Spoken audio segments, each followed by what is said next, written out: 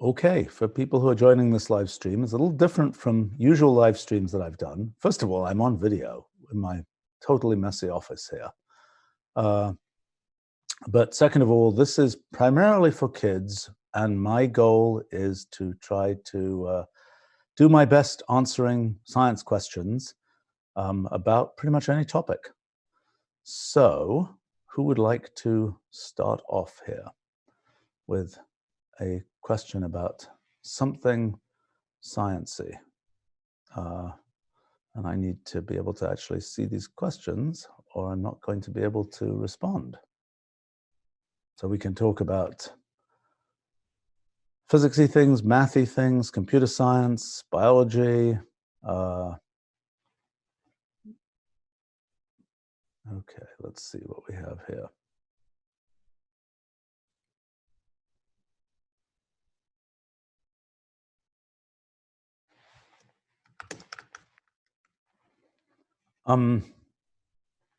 Okay, we have one initial question here, which is, what is my favorite science thing to work on? Well, that's a complicated story.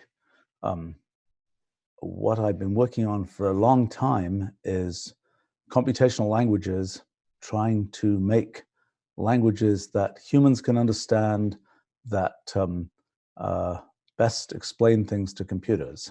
That's been the long-running story of things I've been doing. But more recently, I've restarted a project that I had been working on for a long time, which is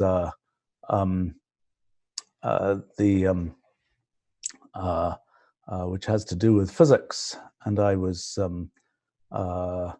well, been interested for a long time in what sort of the fundamental theory of physics is. Maybe we'll talk about that later if people are interested. Let me not get started on that right now. There's a bunch of new news on that I would be talking about a lot if it wasn't for this pesky virus that is trying to take over the world, although it won't succeed. All right, there was a question here. What happened to the dinosaurs? Well, gosh, so far as people can tell, first point is, for a long time, dinosaurs were only comparatively recently discovered. People had thought, you know, there might be dragons and things, and there'd been sort of stories about how there were dragons, but nobody really knew about that. And then in the 1800s, 150 years ago or something, people really started systematically finding fossils, and they found fossils that were kind of reminiscent of dragons, and those were fossils of dinosaurs. And it was only in the 1800s that sort of the idea that there had been these large creatures that lived a long time ago really sort of emerged. And it became clear that the dinosaurs had lived up until about 65 million years ago, and then they disappeared. And for a long time, when I was a kid, it was like, why had the dinosaurs disappeared? Answer: because the dinosaurs are reptiles, they're cold-blooded, et cetera, et cetera, et cetera. Along, people had said, had come the mammals, and the mammals were just a much better collection of critters, and we're, of course, mammals. And it's like, we were the winners, the dinosaurs were the losers. And it was just like the mammals, there were all kinds of stories about the mammals ate the dinosaur eggs, et cetera, et cetera, et cetera. That's why the dinosaurs died out. That was the story. And there were these people, I knew them, they were physicists, who said, actually, there's another possibility.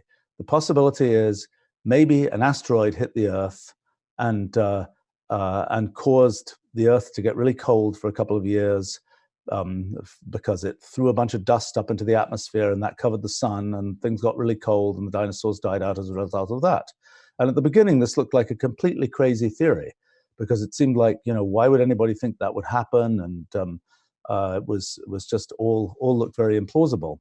And then what was discovered was that all over the Earth, there's this tiny layer, I think it's of iridium, osmium, don't completely remember, of a rare chemical, rare element that exists as a little layer that you can find if you dig down in rocks.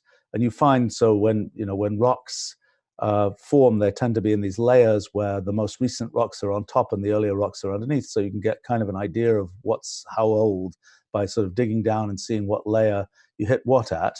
And so what happened is there's this layer all over the Earth of this unusual element that that occurs in asteroids but isn't really common on the Earth. And so this, what seemed like a completely crazy theory, actually turned out to be true. And it turned out 65 million years ago, there was this asteroid that hit the Earth near the Gulf of Mexico, I guess, and sort of threw up a bunch of dust. So this is kind of relevant if you're interested in kind of global warming, climate change, things like that. The fact that it's possible to have a bunch of dust thrown into the upper atmosphere that will cover the sun and cool things down is kind of interesting. It's kind of bad if you're a dinosaur and you don't get to make a fire and keep warm and so on. But that's kind of the seems to have been the story of what happened. And it's interesting that there have been, at several times in the history of the Earth, there have been these asteroid impacts. It's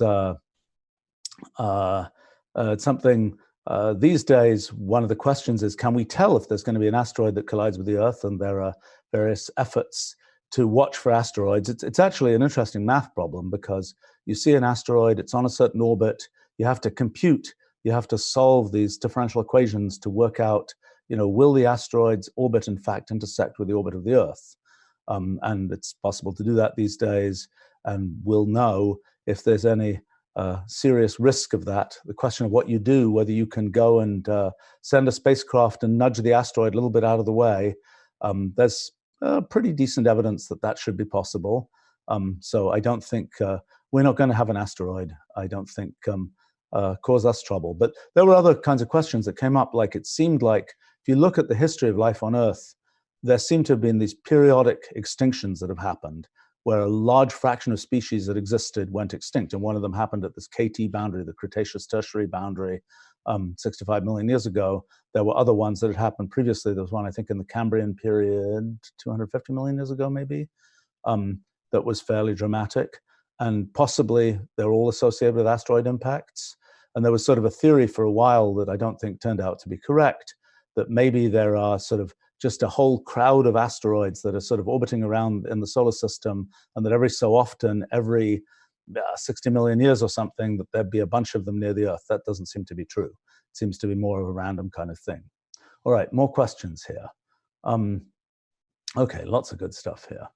The next question, anything I'd add or subtract from a new kind of science? I think that's a slightly non-kid question, but I'll try and answer it. So about 18 years ago now, I wrote a big book called A New Kind of Science that really had to do with the following thing.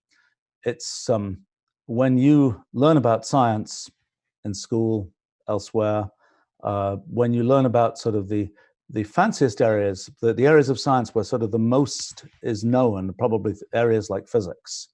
And one feature of those areas is there's lots of math in those areas. When people make models of how things work, like motion of asteroids and things, they make those models in terms of math equations. And that's kind of why people, one of the reasons people think it's worthwhile to learn lots of math and so on.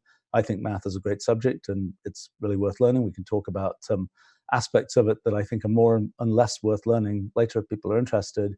But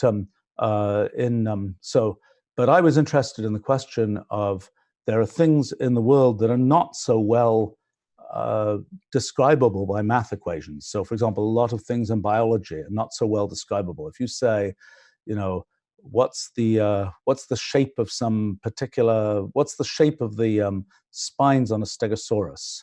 Not really a great math equation question. So the issue is, what other kind of methods can you use to figure out questions like that other than by using math? And so what I got interested in is, can we write computer programs that will figure those things out in a way that's different from the way that math figures those things out? And turns out the answer is yes. And one of the things that I studied a lot was, usually when you write computer programs, you say, I'm going to write this program, it's going to be for a specific purpose, I'm going to write some fairly complicated program that does some fairly complicated thing. But what I got interested in is, if you were just like, just typing randomly on a keyboard and just typing programs, very simple kinds of programs, what would those programs typically do? And if the program is simple, would the thing it does be simple as well? And the big surprise is, even though the program may be simple, what it does isn't simple. And that turns into a lot of ideas about science and how things work in nature and how complex stuff gets produced in nature and so on. And that's what I wrote this big book about. And kind of the big thing is that math equations had sort of been the dominant way that people made science theories for 300 years, since people like Galileo and Newton had suggested that in the mid to late 1600s. And so I was kind of saying, no, actually, there's this additional approach that we can take, which is to use programs and computers to do this. And people at the time sort of said, some people said, this is a great idea. Some people said, oh, no, it's been being done a different way for 300 years. That's how it has to be done forever. Well, it turns out in the last 15 years or so that this idea of using programs to make models of things has really become not just a thing, but actually really a winning thing. And it's really the way that the majority of new models for things get made. So that's been really successful. One of the things that I tried to make a model of in my book is fundamental physics, sort of what happens underneath space and time and so on. And I had gotten a fair distance in the book doing that. And then I kind of put that project aside for a variety of reasons. And then actually last fall, I came back to it and I made sort of spectacular progress. And if I wasn't, if the world, as I was saying earlier, if the world wasn't sort of covered in virus issues right now, I'd be talking a lot about the progress that I made because it's really neat. And I'll talk about it here if people are interested. But I see there are lots of questions here and I don't want to get too far behind. So let me keep going here. And the question of would I add or subtract things from New Kind of Science, the main answer to that is, well, I don't know. It's a very big book. It's a 1,280-page book. And there's probably, and you can find it online. It's free online and so on. Nice version of it online. It's probably the case. I look at the book very frequently because I find it a very useful reference because it's kind of a summary of a lot of stuff that I know. There's probably 300 pages of those 1,200 pages that I really, really look at a lot. And maybe some of the other pages could be not there, but I don't know about that. In terms of things I would add to it, well, there's a lot of stuff. I wrote about 100 pages out of that 1,200 pages was about physics. And there's a lot more to say there. And it's really exciting. And I'm thrilled to talk about it. But let me not derail this discussion for talking specifically about physics. So the next question was, what science programming book do I recommend for kids? Well, I have to say, we've built our whole Wolfram language and Mathematica stack to kind of make it possible for anybody to use computers to do sophisticated things. And I wrote a little book called Elementary Introduction to Wolfram Language, which is free on the web. That book I kind of aimed at kids, kind of high school, middle school-ish kids. It's actually been a book that has been very popular among adults as well, but I think it works well for kids. And it's really a very hands-on kind of introduction to computation for kids. It's not so specifically aimed at science, although it has a bunch of sciencey things in it. It's a good idea, actually, to have such a version aimed at science.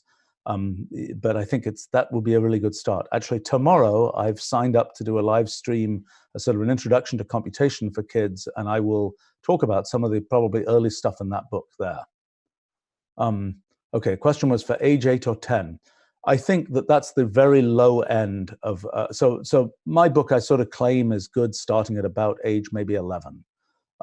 Although having said that, I know a bunch of 10-year-olds who have managed to be very successful with it. So it is not, there's no hard cutoff there.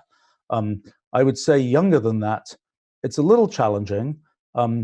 There is our demonstrations project where you'll find about 11,000 demonstrations. I can pull these things up. There's a choice between me yakking on screen here and me pulling things up. Let me keep yakking here, and I will pull things up on the screen a little bit later. But I want to mention our demonstrations project, demonstrations.wolfram.com, which is about 11,000 interactive demonstrations of all sorts of things. Oh, I'll bring that up. Hold on one second. Let me do this here. Just a second. I got to move things around a little bit. Okay, there we go.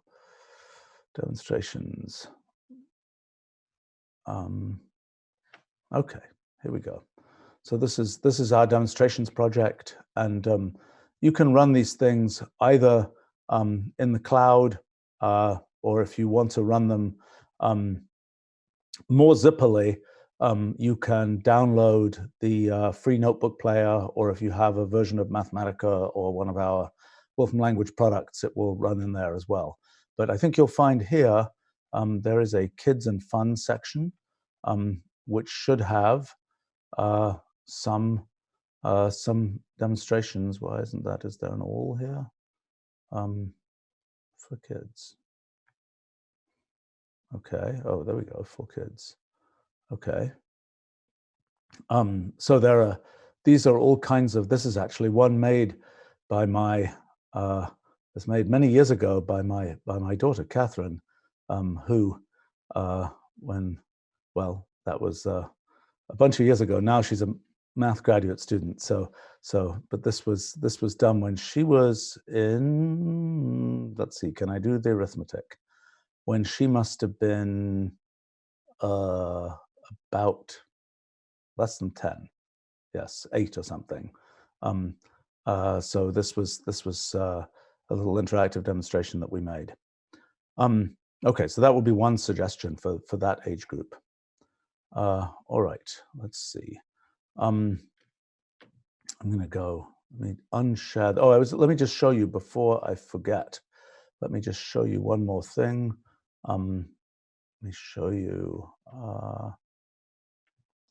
oops, that's not what I wanted. Let me show you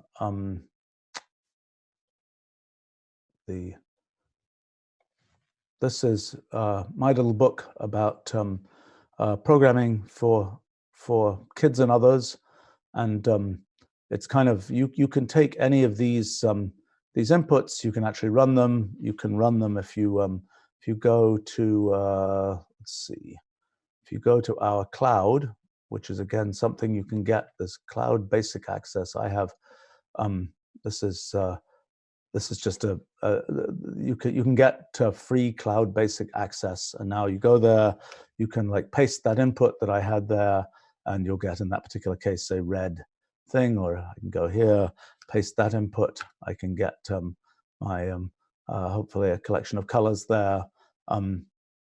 So this is a good place to go for programming kinds of things. And what's really neat about our language is that, yes, it's used by kids. It's also used by the world's sort of top research crowd.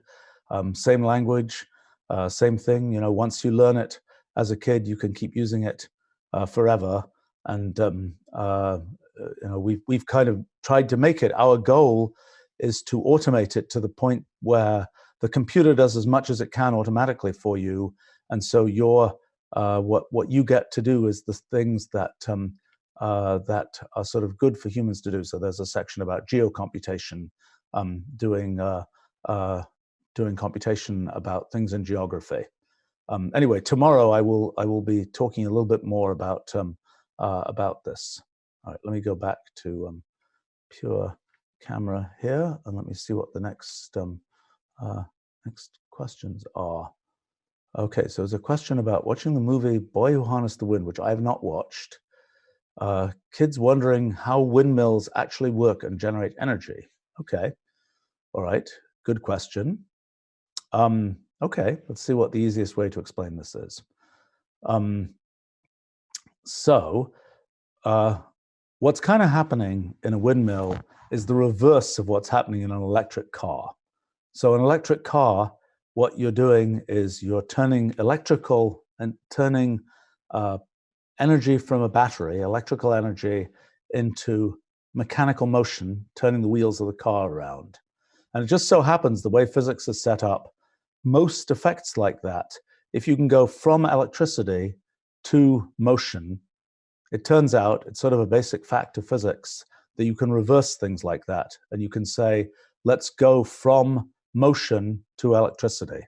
And that's essentially what's happening in a windmill, is that you're running kind of electric motor in reverse. The wind is is turning the sails of the blades of the windmill, and that's running the it's kind of like running the electric car in reverse to go from mechanical motion to electrical energy. Now, if you ask how does the windmill work, why do the blades of the windmill turn around? They actually turn around they're kind of doing the reverse of what the propeller of an airplane would do. So the propeller of an airplane, each propeller blade is shaped so that it will try and push air from the engine of the plane is making the propeller go around, and the propeller blade is shaped so that it will push air backwards. And when the air is pushed backwards, that will cause the airplane to go forwards. That's another one of these sort of physics principles that if you sort of push momentum backwards, it will make you go forwards. So so sort of the idea is the windmill is kind of like the propeller of a plane working backwards. In that case, the wind is blowing across the propeller, which is causing, or the blades of the windmill causing them to turn, and then that's causing the sort of reverse electric car to work and making energy. Now, if you ask me why is it the case that how does it actually work to get electric? How does an electric motor work, for example? Okay, that's a little bit tricky. It's a little tricky, and it has to do with features about magnetism and electricity. I would be, if people are interested, I can try and tackle that one. It's a little bit non-trivial because I mean, I can just sort of tell you facts about how electricity and magnetism work, but it's more fun if one can explain why those facts are true. And there's a bit of a stack of physics that you have to explain why those things are true. It all has to do with a thing called electromagnetic induction, which is a phenomenon that, well, okay, so people know about magnets, right? You've seen magnets. How do magnets work? Well, a typical magnet is made of iron, and what happens is inside, so a magnet works, gosh, we have to go a couple of levels here. A magnet works because each little iron atom inside the magnet is acting like its own little tiny magnet.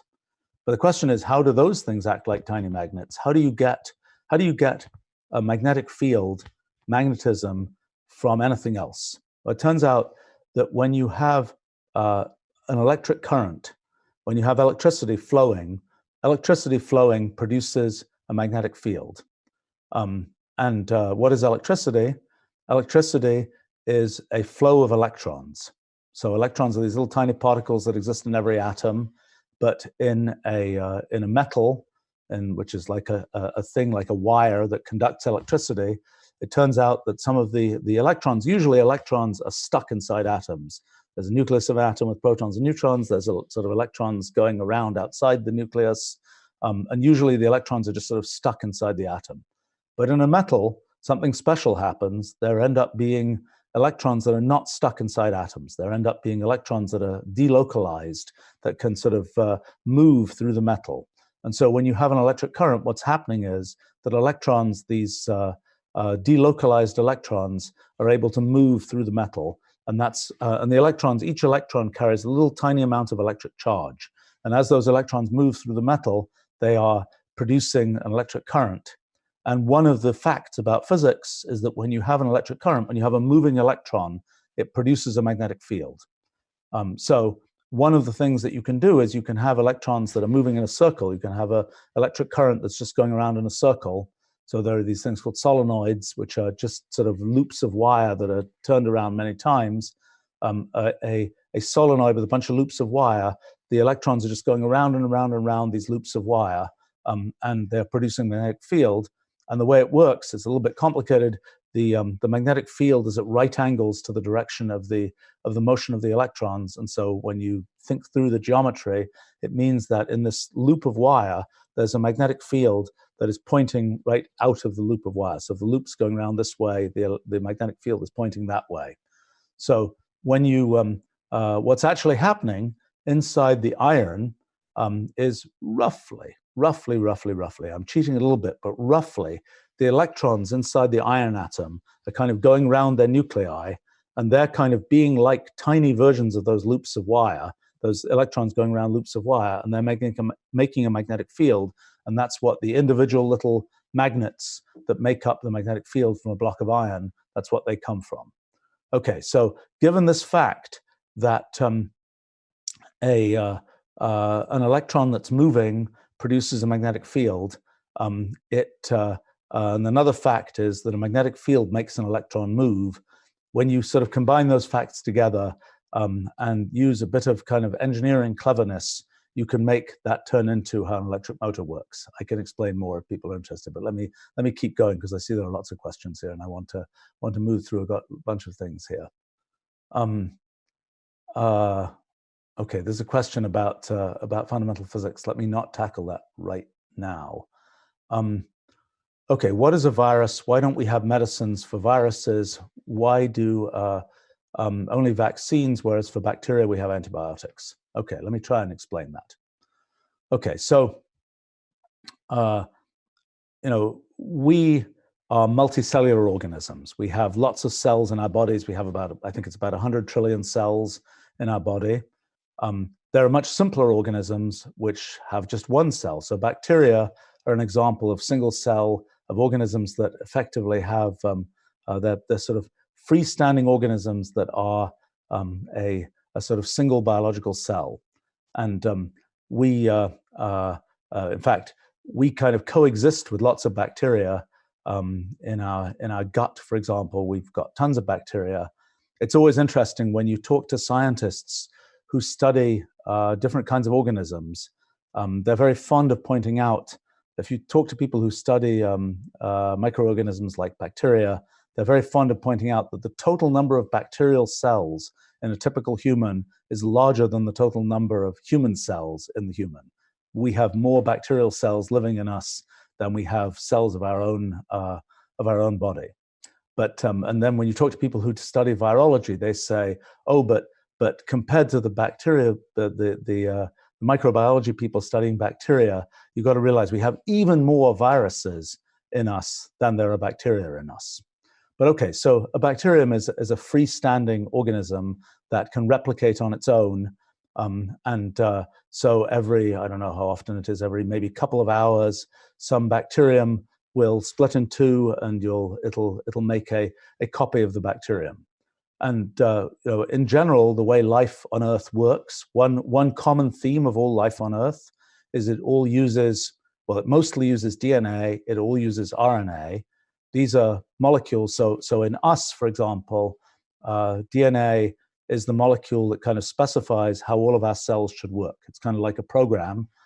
It's a program that has about 6 billion letters in it, 6 billion base pairs. So if you, for example, you can get your genome sequenced, you can find out what all those 6 billion base pairs for you are. So back in 2010 or something, I got my genome sequenced, and I was one of the fairly early humans to do that. It was kind of fun because, you get back this very ceremonial disk drive that is like, here is your genome. This is you, so to speak. This is the 6 billion base pairs that specify most of what it needs to make you. You actually need some other tissue that is sort of passed down through the species, as well as the actual pure DNA. But anyway, so we're specified by about 6 billion base pairs, and every different organism has every different person has slightly different DNA. Every different organism has substantially different DNA, although it's kind of embarrassing how much DNA we share with even very low organisms.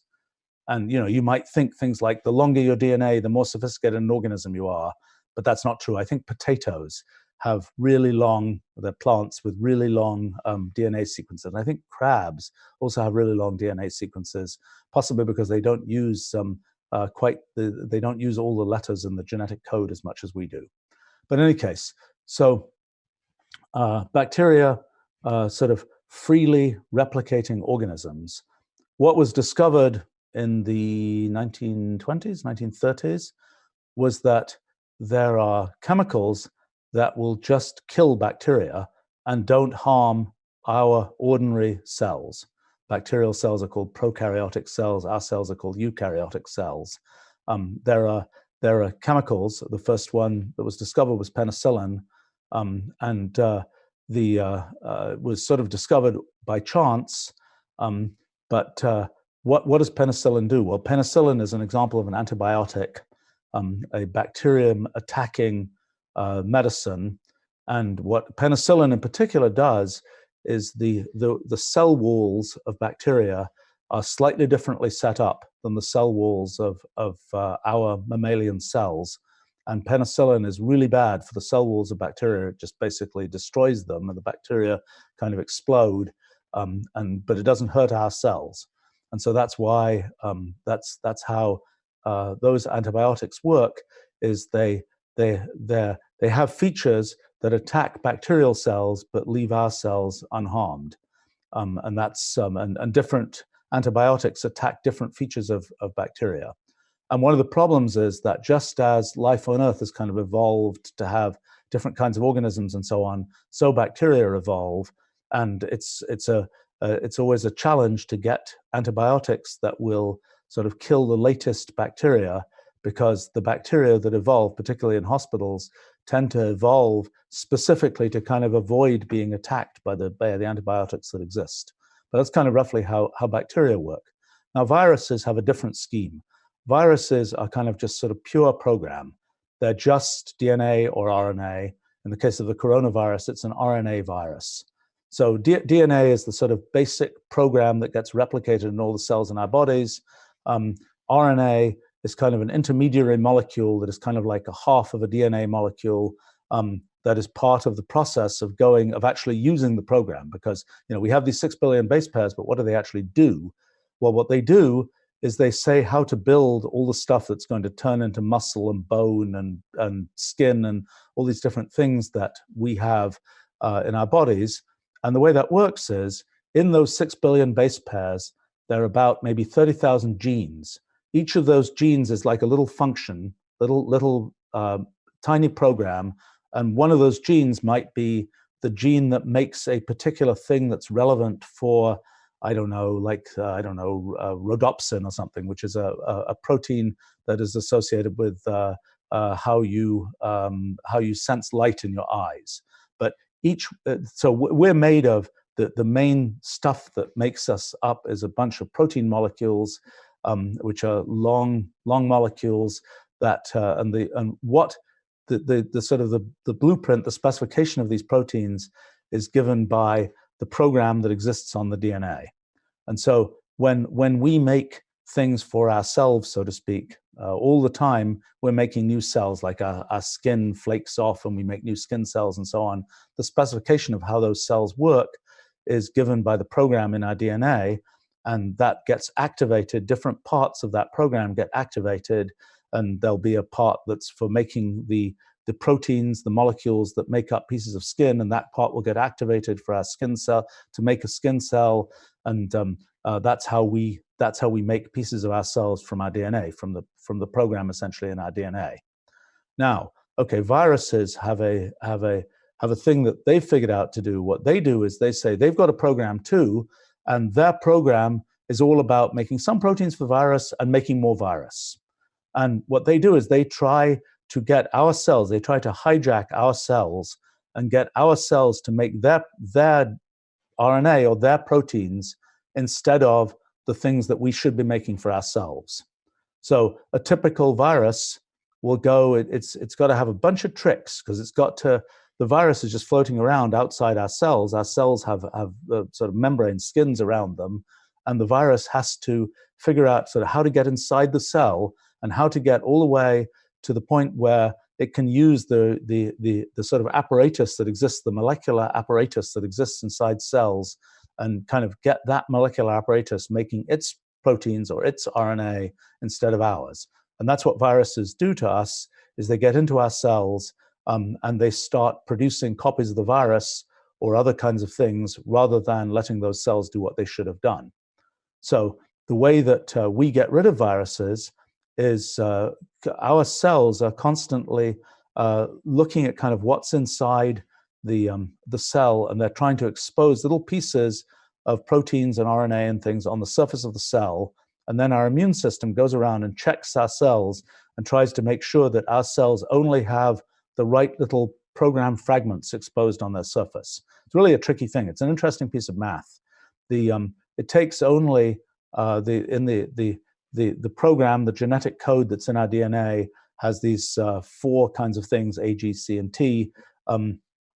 It doesn't take a very long sequence of A, G, C, and T before you can say that sequence never occurs in you.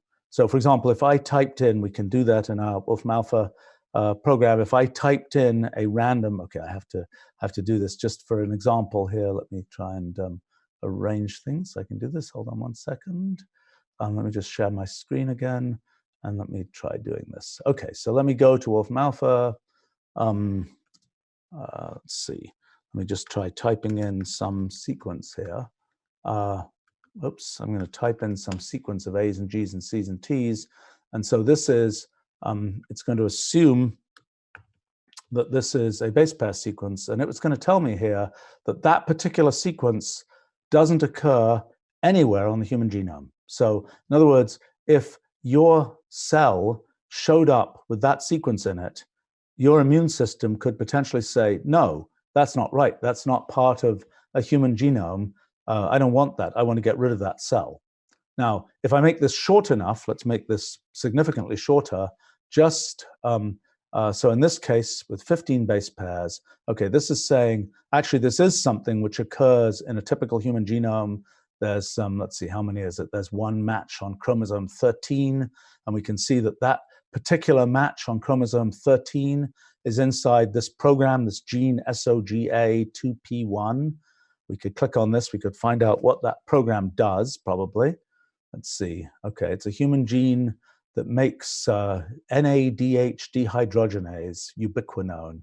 Okay, I think I have some idea what that might do, but it's something somewhere sort of deep. Well, actually, it says here functions protein binding, mitochondrial inner membrane, et cetera, et cetera, et cetera. So this is like a tiny piece of the program that makes us humans. But the thing I was showing you is if what is exposed on the surface of the cell is something which corresponds to a sequence here that is a, nope, couldn't be a human genome sequence, that's something that your immune system can go and attack. And that's kind of what your immune system is doing, is it's saying, that's a thing that I don't expect. That's a thing that shouldn't be there. Let me go attack it. And so the way that works, there's a whole collection of these things called B cells and T cells and so on. It's kind of one of the things that I find interesting. When I learned biology when I was a kid, there are 2 kinds of blood cells, red blood cells and white blood cells. Well, now I go look at the biology literature, and it's like there aren't just white blood cells. There are T cells, there are B cells, there are CD8 plus T cells. There's just a whole giant zoo of different kinds of cells in our blood. The white blood cells are the main ones that are associated with the immune system. And the immune system is a pretty complicated thing. But basically what happens is it notices that there are things that are not part of, that shouldn't be there, that aren't part of your human genome. And sometimes, so what happens when you're a kid, particularly a thing called the thymus gland, is responsible for kind of training your immune system to say what's you and what's not you. And what it's going to do is it's going to say, if it ever sees some sequence that isn't a U sequence, go attack it. If it sees a sequence that is a U sequence, it's like, okay, that's fine, no problem. When you get allergies, autoimmune diseases, what's happening is that it got a little bit hyperactive and decided that it would go after things which actually are U kinds of things. And you have to kind of persuade it not to do that. But in any case, usually when it's attacking something like a virus, what happens is the virus infects the cell. The cell conveniently is exposing some information about what's going on inside the cell on the surface. The immune system notices it's the wrong thing that's happening there. It marks the cell, and then eventually other cells come along. I think it's the killer T cells, if I remember correctly, come along, and actually the cells that have been marked as being something's going wrong with the cell, it will get rid of them, and will also get rid of the virus. So what happens when we get sick with a virus, we mount an immune response, we generate antibodies, we generate, our immune system gets activated, we start noticing, oh, there's something bad going on, let's go send in a bunch of cells to go attack the attacker, so to speak. And what happens is when we get sick like that, we get left over with a collection of some of these B cells that contain keep a memory of things, of attackers that we saw. And when we have that memory of an attacker that we saw, the immune system can get triggered and go to work much more efficiently. So if we ever see that same attacker again, our immune system is primed and we can go attack it and go get rid of it. And you can actually measure these immunoglobulins, which are part of the antibodies and things in the immune system. You can actually measure if you've ever been sick with some particular disease, you will be able to find antibodies to that disease in you for the rest of your life, kind of recording, sort of waiting for part of the system that kind of waits for going to attack that disease if you need to ever attack that disease again. So that's kind of how we get immunity to things, is our immune system is primed to go attack that disease because we have these antibodies and this whole, it's a little bit more complicated than that, but we have basically things that record the sequences of the attacker and say, if you ever see this sequence again, mount an attack as quickly as possible. Okay, so the reason that we can't use something like antibiotics against viruses is that the viruses have got into our own cells. So antibiotics attack the whole cell that is the bacterium. In the case of a virus, it's our own cell that was infected by that virus. And so so there are a few drugs that are antiviral drugs, and antiviral drugs try to target aspects of the way that cells that are helping the way that viruses work, or the way that cells help viruses, and they try and make it so that it's more difficult for the cells to help viruses. So like remdesivir, I think is the name of one drug that might be active against coronavirus, against the COVID-19 disease. And I think it targets the RNA, it targets some aspect, and now I'm getting out of my depth here, it targets some aspect of the way the initiation of RNA, of transcription of RNA in for the viral RNA, I think. But so in other words, it's trying to find some aspect of the way that cells work that's different between cells that are where it's doing the viruses work versus our work.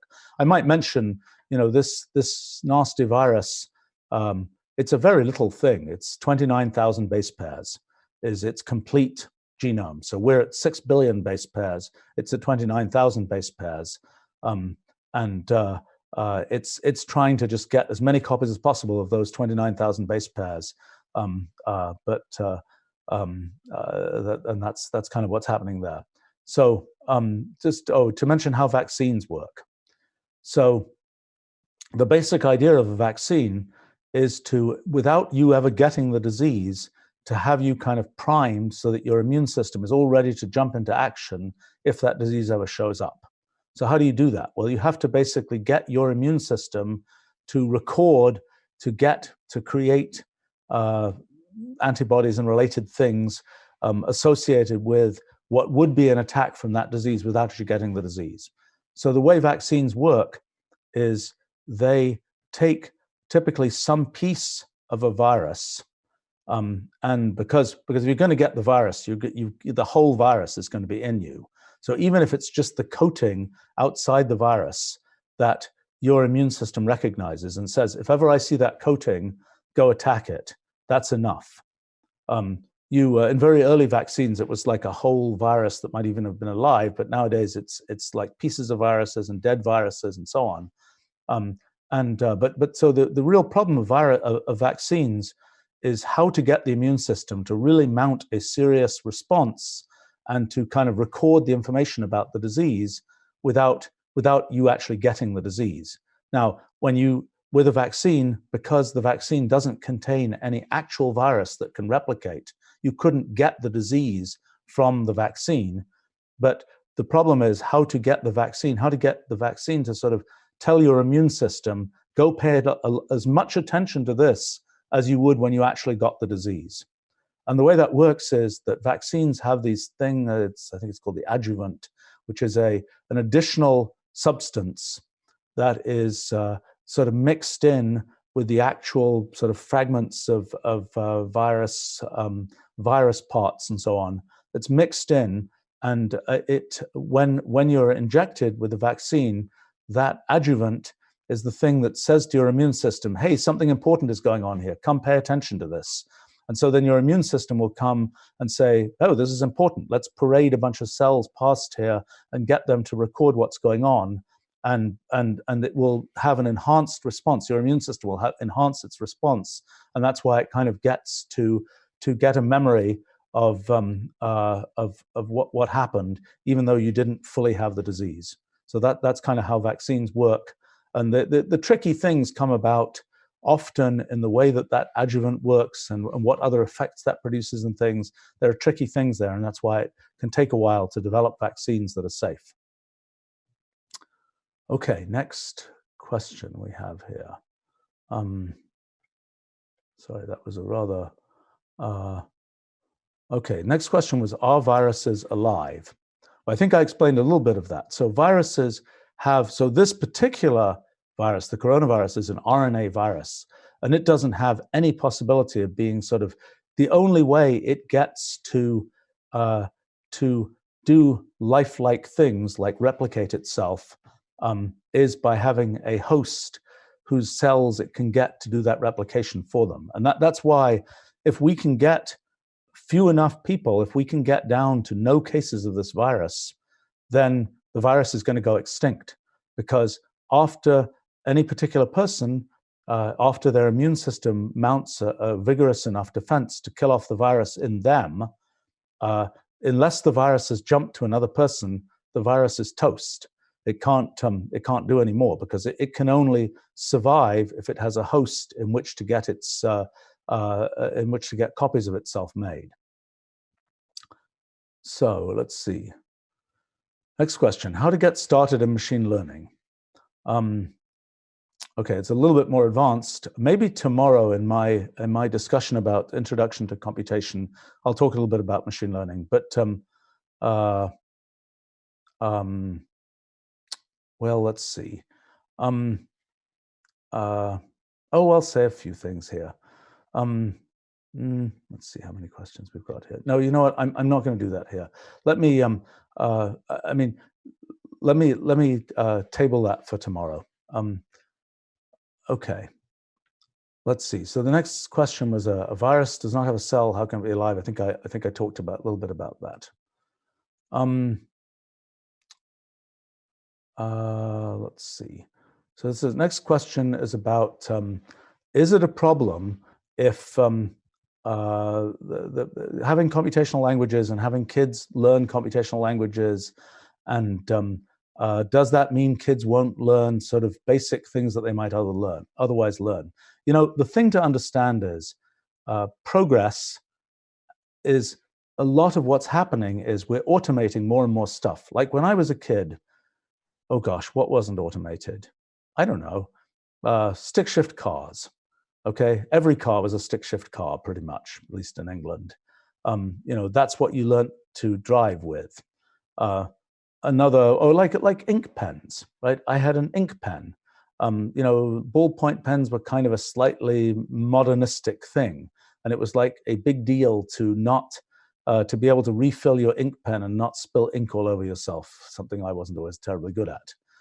All kinds of things like that.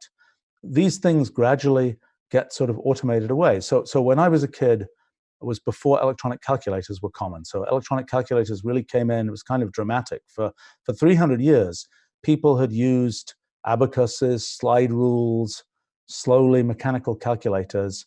Then in about 2 years, electronic calculators came in. It was about 1970 to 1972. And everybody started using calculators to do arithmetic and so on. You know, the question, so for example, I managed to just miss ever learning to take square roots by hand in school. And I actually, possibly due to obstinacy, I never learned to do long division by hand ever. And in fact, the only ways I know how to do that, well, my kids have showed me how to do it a little bit, but also because I've taught computers how to do arithmetic and so on. I've learned it that way. Although a little bit embarrassingly, the way computers do arithmetic isn't the same as the way that humans do arithmetic. So for example, when you do, if you know how to do long multiplication, when you multiply two numbers and they have, let's say, n digits in them, it takes you about n squared steps. Every digit has to get multiplied by every other digit. That's the way humans do it. The way computers do it is vastly more efficient than that. For people who know this stuff, it's n log n steps. I think is the winner right now. But the way computers do it is something that will be so unbelievably boring and unbelievably detailed for humans that humans never do it that way. But so, what happens is there are these things that steadily get automated that we humans don't end up doing. The thing that's neat is that because some things got automated, we can do more stuff. So because we could automate doing some low-level computation, we can work out, how, I don't know, a planetary orbit works or something like this. And we can, and by we, I mean both I and any kid and so on, can play around with that stuff without having to know, all the details about how to solve differential equations and things like this. So I think the most important thing that tends to happen is that one can kind of, by actually being able to do all these examples and by being able to sort of get to a higher level in things, one can get better intuition and understand more things than one could if one had to work through all the details oneself. Now, having said that, when it comes to math, one of the things I think is a shame about math is a really beautiful subject, and it's got a lot of really interesting ideas. It's probably the single sort of intellectual artifact, the single sort of biggest intellectual artifact that our civilization has created, the single thing where more people have worked on it, it's built up more levels of knowledge than anything else. And it's really neat. And there are a lot of really interesting things in it. And unfortunately, some part of what ends up often getting taught in math is the very mechanical parts of math. How do you do long multiplication? How do you factor polynomials? Things like this. Not the parts of math that are like, how do you understand, I don't know, the idea of how prime numbers work, and how do you understand a lot of things that are more kind of, they're as precise as any of these calculations, but they're things that are kind of talking about kind of the intellectual structure of math rather than its mechanics. And I think sometimes it tends to be, you've got a bunch of kids and they're all supposed to do some exercise, and it's like, can we tell if everybody actually did the exercise? Easier to tell that if it's more mechanical. But it's really a shame, because math is a very beautiful subject, and the very beautiful things to understand about it, I'd be happy to talk about them if people are interested. Things I think are beautiful about them. But people often don't see that, because they end up just seeing kind of the sort of mechanical parts of math. When I was a kid, I kind of was very obstinate about not liking the mechanical parts of math. And that's kind of how I came to start trying to get computers to do the mechanical parts of math, because I was really interested in doing physics, which involves lots of math. And I was like, I really want to do this physics, but I really don't want to do all this mechanical part of math. And so I taught computers how to do that. And that's what eventually has led to things like Wolfram Alpha and so on, which have, I hope, helped a lot of other people to do math too. Okay, so there's a question here. Why can't we see all light? Okay, let me try tackling that. So light, our eyes sense light. What is light? Well, there are a couple of different ways to think about it. One way to think about it is it's a bunch of photons, little particles of light. Just like electrons are particles of electricity, photons are particles of light. That's kind of one way to think about light. Another way to think about light is it's an electromagnetic wave. We talked a little bit before, for people who were there, when I was talking about electric motors and things, we talked about how electricity and magnetism are things that are involved in electric motors. Here's a weird fact for you. If you take an electric charge, like an electron, and you wave it around, you wave it up and down, that waving of the charge up and down will produce an electromagnetic wave. So it's just like if you take a piece of string and you wiggle the end of the piece of string you'll see this kind of wave going down the piece of string. Well, in the case of electricity and magnetism, if you take an electron, which has an electric charge, and you wiggle it around, it will produce an electromagnetic wave. And that, so you might say, well, what's that electromagnetic wave like? What's it a wave in? You know, the wave on the piece of string is a wave in the string. People were very confused about that 120 years ago. They thought there was this thing called the ether, which was the thing in which electromagnetic waves exist. And turned out that wasn't quite right. Although actually, when we learn about this new things I figured out in fundamental physics, they were actually righter than they might have thought they were. But let's put that aside. But so electromagnetic waves are waves that just propagate in the vacuum. And so when you wiggle an electron around, when you wiggle an electric charge around, it will produce an electromagnetic wave. That electromagnetic wave, depending on how fast you wiggle the electron, you'll get a different frequency of wave. So some frequencies of waves make radio waves. And so when if anybody still ever does this, if you tune into a radio station, it'll say, you know, this is 99.7 megahertz or something.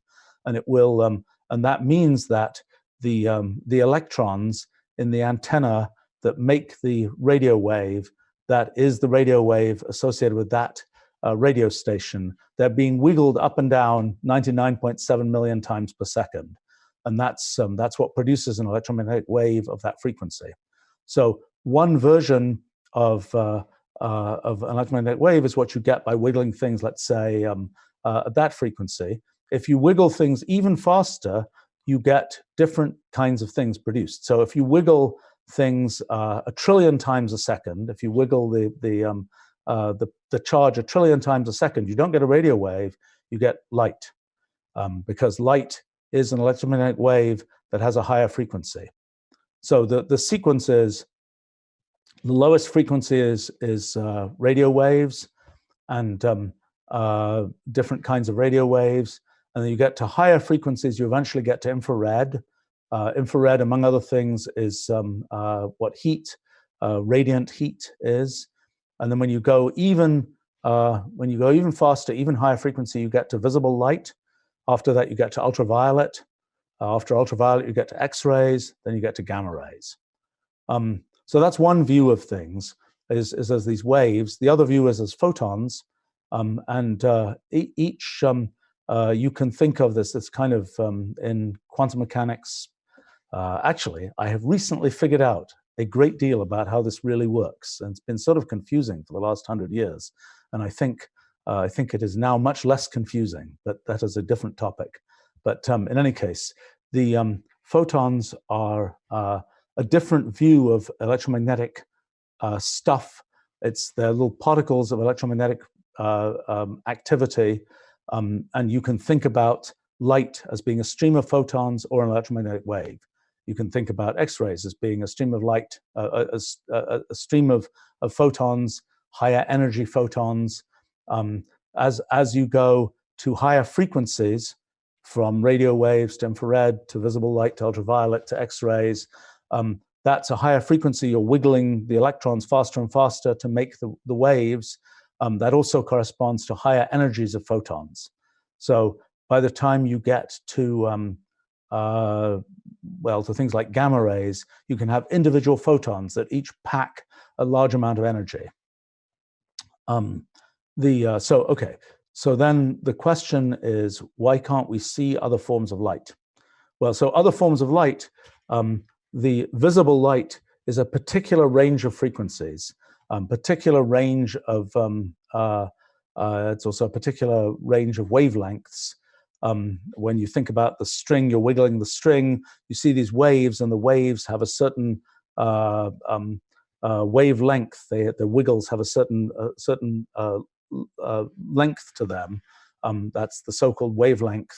The relationship between the frequency you wiggle at and the wavelength is determined by the speed of the waves. In the case of light, it's the speed of light. So in any case, for light, the wiggles, the wavelength. So typical light, let's see, red light is 500 nanometers. So that's let's see, 10 to the minus. So that's half a all right, half a micron. Yeah, so half a millionth of a meter is the wavelength of. So different colors of light correspond to slightly different wavelengths, slightly different frequencies, slightly different energies of photons. It's actually the light that our eyes see have a fairly narrow range of frequencies. Okay, so how does that work? Well, the frequencies that we are kind of tuned to be able to see with our eyes pretty much correspond to the frequencies that the sun produces in light. And here's another fact about sort of physics. If you heat something up, it will gradually start radiating photons, radiating electromagnetic radiation. And you can think about that a little bit as you heat it up, the electrons are wiggling around faster and faster, and they're making and they're doing what I was describing earlier happens in a radio antenna, for example. They're producing electromagnetic waves, and as you wiggle them around faster and faster, by heating the thing up more and more, they generate higher and higher frequency electromagnetic waves. So for visible light, the lowest frequency electromagnetic waves are red ones. And what happens is, and so that's why when you heat something up, eventually it first gets red hot, as you can see, because it's just about making visible light, but it's only making red visible light. If you heat it up more than that, well, I should say, first of all, that the sequence it's like across a rainbow. The sequence goes from red through to blue. So red is the longest wavelength, the lowest energy, the lowest frequency of light that we can see. Blue is the highest frequency, shortest wavelength, highest energy that we can see.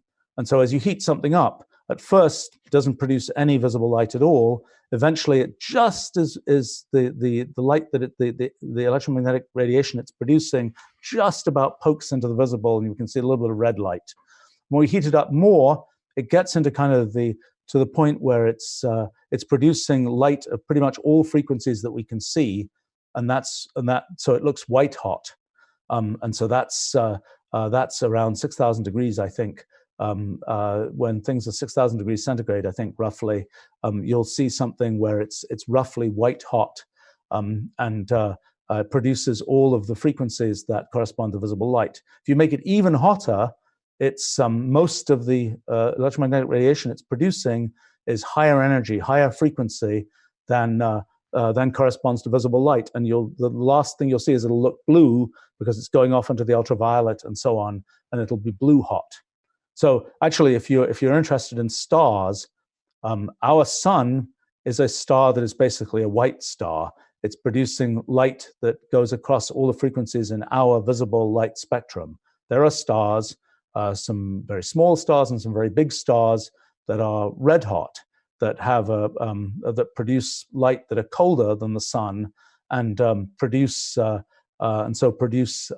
that is more on the red side. There are also stars that are bluish, that are higher temperature than the sun. But because our sun its surface happens to be at about 6,000 degrees, that produces electromagnetic radiation that corresponds to this particular range of frequencies that is our white light. So that's how the light is produced. Now, how do we see it? The way we see it is with our eyes and with on our retina at the back of our eyes. So light goes into our eye, and then every piece of light, think about it as an electromagnetic wave, think about it as a photon. Let's think about it as a photon. Every time when we see light, what's happening is a stream of photons are entering our eyes, and those photons hit the back of our eye, and they hit our retina. And on our retina, there's a particular molecule that has the feature that when it absorbs a photon of light, it produces a little electrical pulse. And that electrical pulse is transmitted to our optic nerve, and the optic nerve then electrically transmits that to our visual cortex at the back of our brain. It's kind of a piece of bad design that the visual processing part of human brains is at the back, even though the eyes are at the front.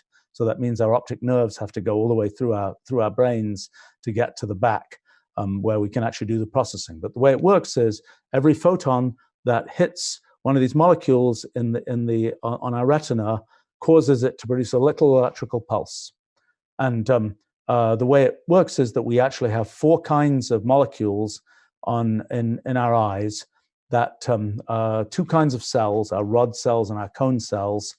Our rod cells are sensitive to essentially light intensity, sort of see in black and white, and our cone cells are sensitive to color.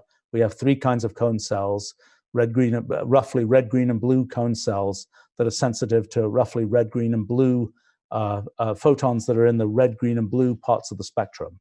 So when we see light, what's happening is that a photon is going into our eye, it's hitting one of these cells on our retina, that's causing a little electrical pulse that is going into our brains, and then we start synthesizing the image through our visual cortex at the back of our brain. Now, it's sort of interesting that we can, it's sort of 1 photon per pulse.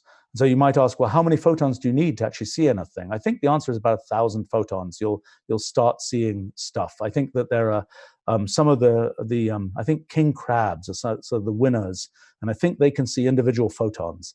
And actually the eye that humans of the type that we have, a compound eye, the type that we have, which has a lens and a retina and so on, I think that's evolved like 3 times in the history of life on Earth. And we got one of the versions that's a little bit goofy, because we have a bunch of essentially image processing circuitry that is in front of where our retina senses light, which seems like bad design. I think the crabs got it the other way around.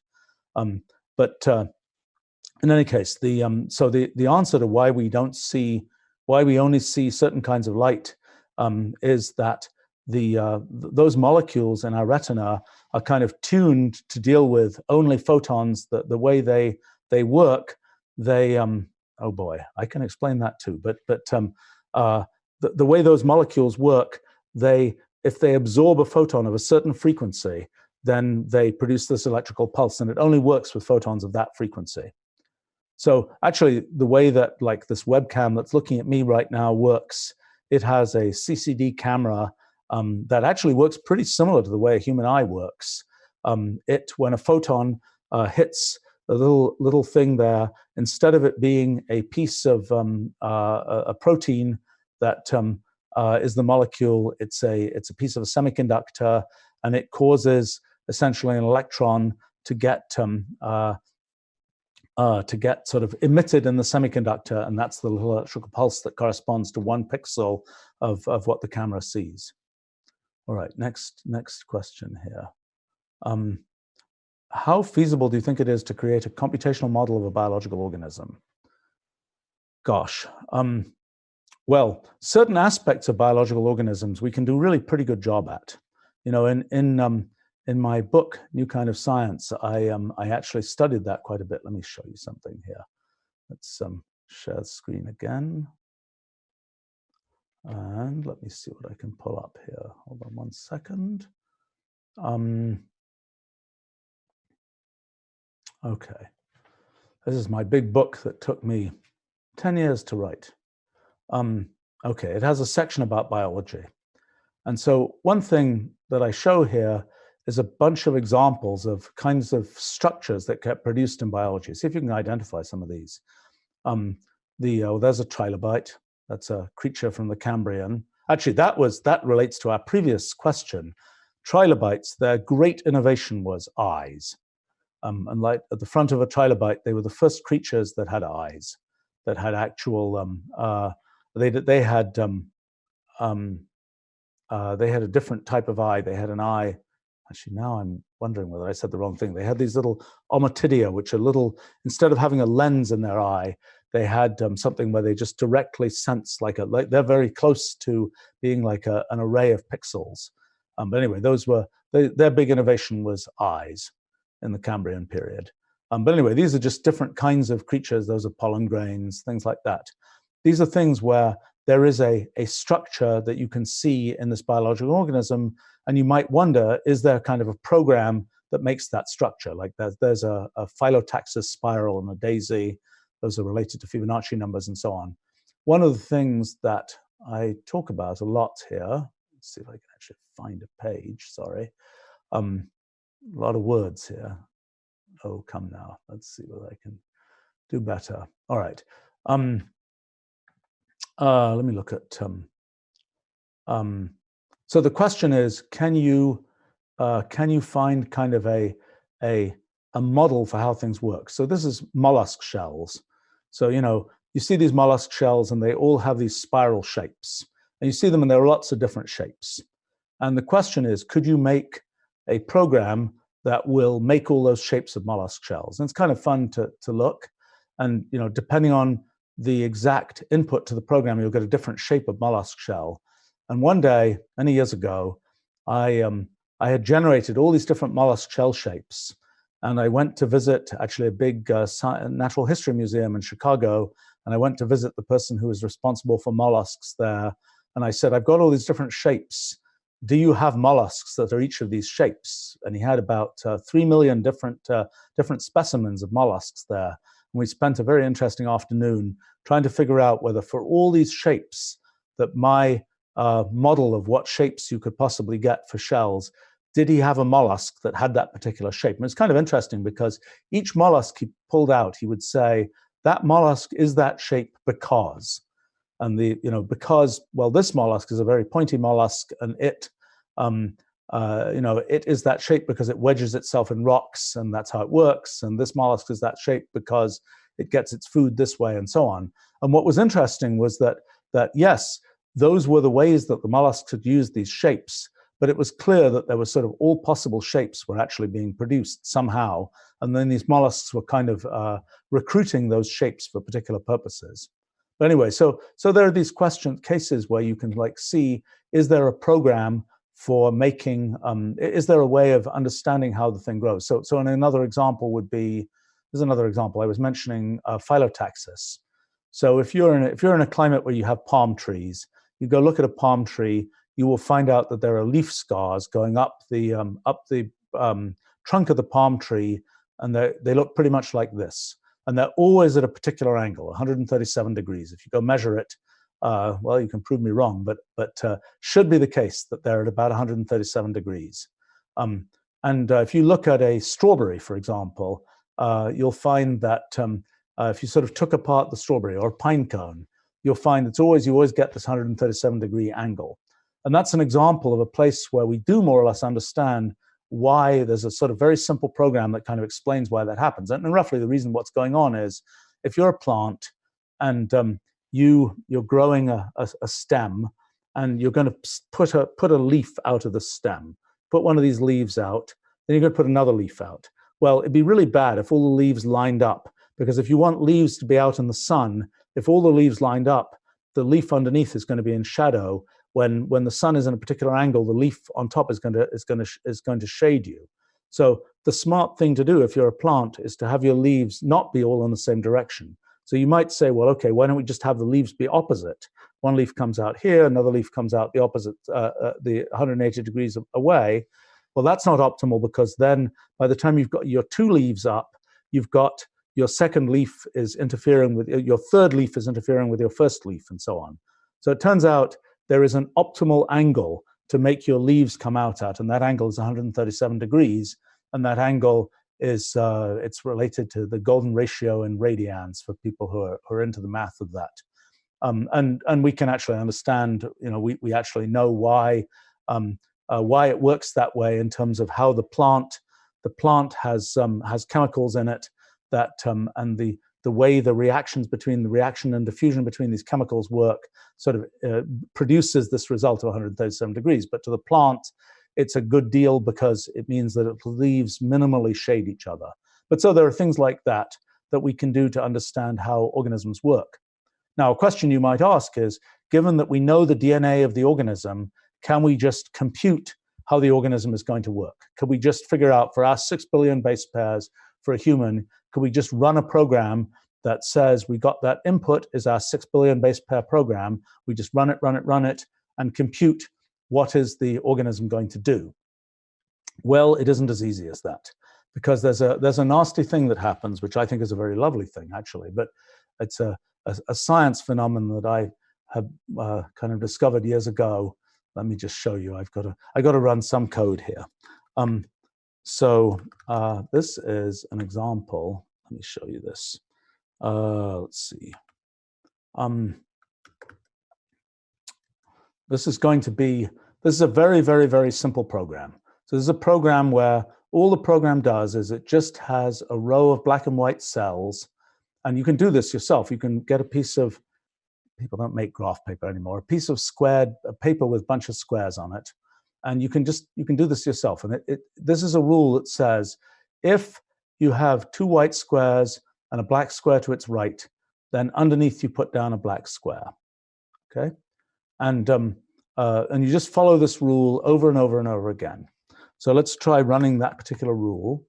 I can just run it, and let's just start it off with 1 black square at the top, and let's run that rule 30 times, and I'm going to show a mesh here. Okay, so that's just taking that rule that I had at the top, and it's just running it 30 times. So we can kind of look at how this works. So there's a black square there. It's surrounded by 2 white squares. So we go look up here. It says black square surrounded by 2 white squares, make a white square. So that's why it does that. Let's look at this one here. That's white square, black square. So let's go look that up. White square, black square. It says make a black square. So that's why that's a black square there. So this is just following a rule that just says, follow this rule and see what pattern you get. Okay, let's try a different rule here. Let's try it. So it's a slightly different choice of how it's set up. Run that rule, we get this pattern here. Okay, so that's a little bit more complicated. Let's run that pattern a little bit longer. Let's get rid of the mesh because we don't need that anymore. And that's the pattern that you get. So you'll see it's a nested pattern. These are really cool. These are often called Sierpinski patterns or fractal patterns. It's a type of fractal pattern. You can draw these yourself just with triangles. They're a cool thing to draw. Or you can make the pattern by just following this rule on a thing with squares of paper, squares on paper. Okay. So you might have said, okay, if we have a really simple rule like this, we can figure out what it's going to do. We can just look at the rule, and if we were clever with math and all that kind of thing, we could just figure out what it's going to do. In the case of this particular rule, for people who know fancier stuff, this is basically making Pascal's triangle mod 2, and it's possible to see why that does what it does. Okay, let me show you another rule. So it's going to be the same type of rule, but slightly different details for how it works. Okay, this is my all-time favorite science discovery, so I have to get excited about it. Run this rule, and that's what you get. Isn't that super weird? So, it's a really simple rule, but yet the behavior you get looks really random. And like if you look down, you can see some regularity. You can see it's got some regularity over on the left. It's got these little triangles it makes. But like if you just look down the center here, you go black, white, black, you'll see some sequence of blacks and whites. And if I just showed you that sequence, you'd just say that's completely random. You'd never guess that it was made from a rule that's this simple. And so that's really a remarkable phenomenon. For people who know mathy kinds of things, like there's sort of some analogs of that, like pi. Let's work out the ratio of the diameter to the circumference to the diameter of a circle. People may know it's 3.14159, et cetera, et cetera, et cetera. That sequence of digits is kind of hard to remember because it's really random looking. And it is, so far as people can tell, really a random sequence. It's like, even though there was a rule for making it, once you made it, the sequence seems completely random. And it's like, and this is an example where there's an even much simpler rule. And once you, given the rule, once you actually start generating things from it, it's really hard to predict what's going to happen. And we can make a computer run, we can just run a computer and find out what happens. But if we want to just sit and think and just, write down a math formula or something, we won't be able to do that in this case. And so the same thing happens in biology all over the place, I think. And I think a lot of what's going on in biology is this kind of irreducible computation. You can't figure out what's going to happen except effectively by just running it and seeing what happens. And so that's one of the issues in figuring out what's going to happen in biology. So, like there are bad cases in biology, like for example, tumors, where cells grow. That's what happens in cancer and so on. Normally our cells, once they've grown, once they've replicated a certain number of times, maybe 50 times or something, they just stop replicating, they don't grow anymore. But when things go wrong, they can just keep growing. And so you can ask the question, given a particular cell, is it going to keep growing forever? Or is it, which would be bad in our case, or is it going to stop the way it's supposed to stop? Well, let me show you an example with one of these rules. I'll show you one here. Different rule, same general idea. Let's do rule 110. Let's run that. So this particular rule has the feature that it grows only on the left. So my diagram is only going to show it going on the left. It doesn't go on the right. So let's run it for like 800 steps. Okay, so after 800 steps, you see these weird little structures that are being produced. Later on, if we were talking about physics, we might actually think about those structures as being a little bit like things like electrons and so on, but that's for another day. But okay, so we have these little structures, and you might ask the question, are these structures ever going to die out? In this particular thing, it's made a few of these structures. Are they ever going to die out? Well, we could just run the thing and see what happens, but if we want to predict, are they ever going to die out? That's really hard. Okay, so I ran it for 2,000 steps, and still it's not completely clear what happens because I've done this before. I know that after I think it's 2,600 steps, oh no, it still didn't happen. I'm wrong, I didn't remember correctly. Let's try 3,500 steps. Okay, eventually, if you can see it, it's probably a little bit small on the screen, this particular structure dies out. But we had to run the thing for 3,000 steps to find out what was going to happen. And that's the kind of thing that can happen in biology if you try to, even if you know the rule that made the biological organism, working out what the actual organism will produce can be really hard. And biology, when we make computers, we make them out of things like silicon, et cetera, et cetera, et cetera. And these days, like every bit in our computers is maybe, I don't know, 10 to 100,000 electrons or something per bit. Biology actually sort of does computing at a molecular scale. It's the only technology, in a sense, not technology because we didn't make it, but biology is a place where one's effectively doing computing, but at the level of molecules. And we're slowly learning how to do that. We're not quite there yet, but biology is kind of an example of where computing-like things are happening, but with molecules. All right, let me go back to, I think I digressed a little bit long on that. Let me see, how do I get this? All right, let me go back here. Oh, I've got lots of questions, lots of fascinating things here, sorry. How do you recommend students with a solid calculus background learn physics and mathematics?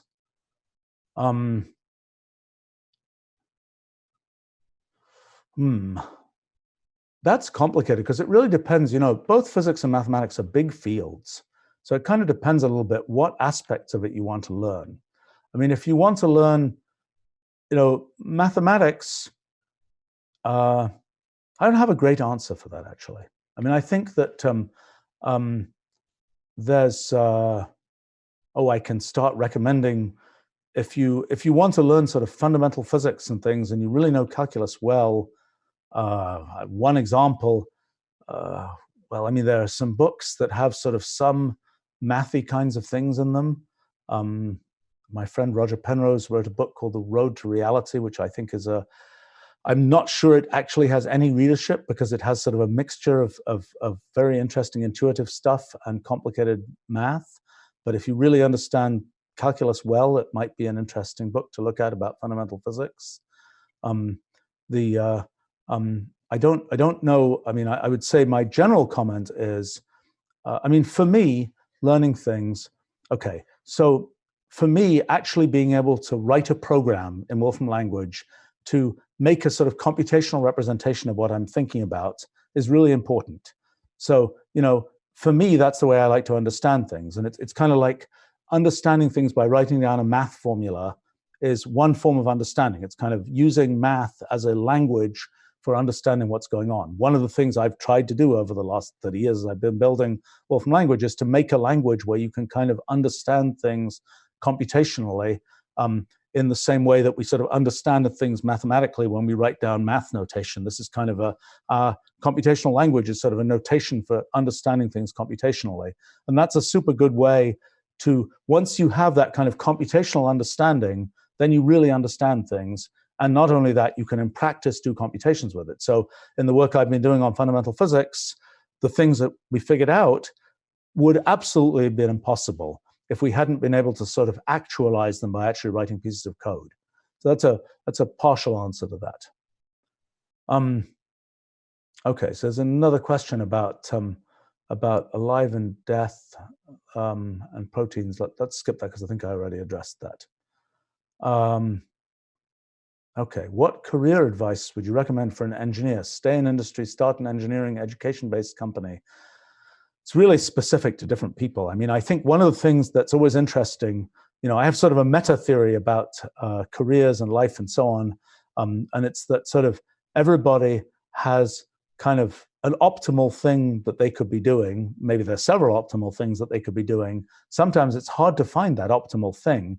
And what you learn in school is just, you learn math, you learn science, you learn writing, you learn a bunch of things that are basic skills that are pretty useful, but you don't necessarily get exposed to all the things that are actually what different people in the world do. And worse than that, the things that are most relevant, if you're a kid, the things that are going to be the careers of the future barely exist today.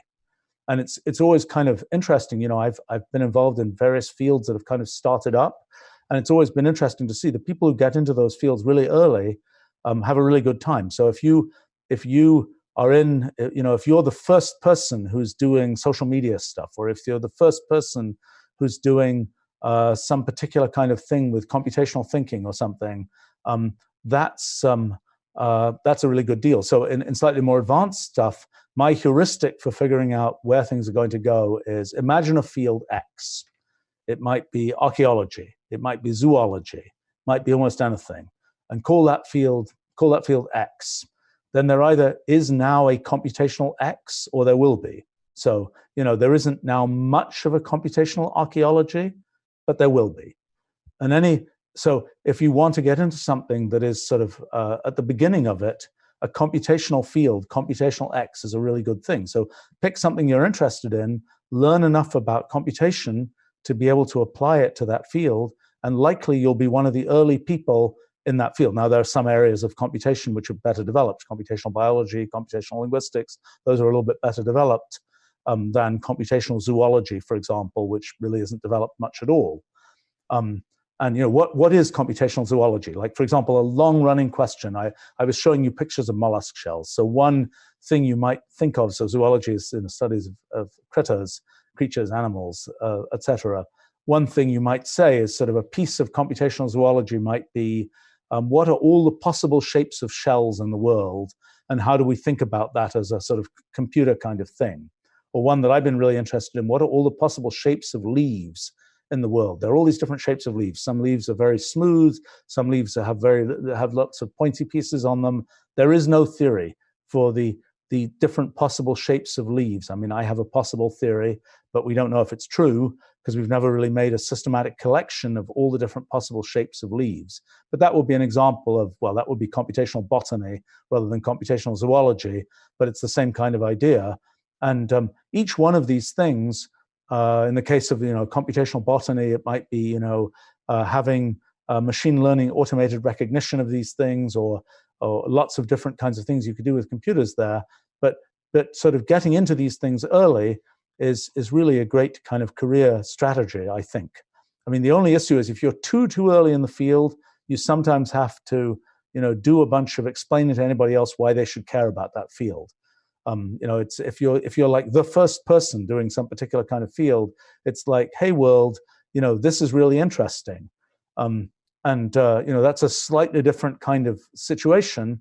than being in a field where it's really, really popular and there are like 10,000 people working on the same thing. And if you do something really clever, people immediately say, oh, I know that's a real problem. That's really what you've done is really clever. So it's a slightly different optimization.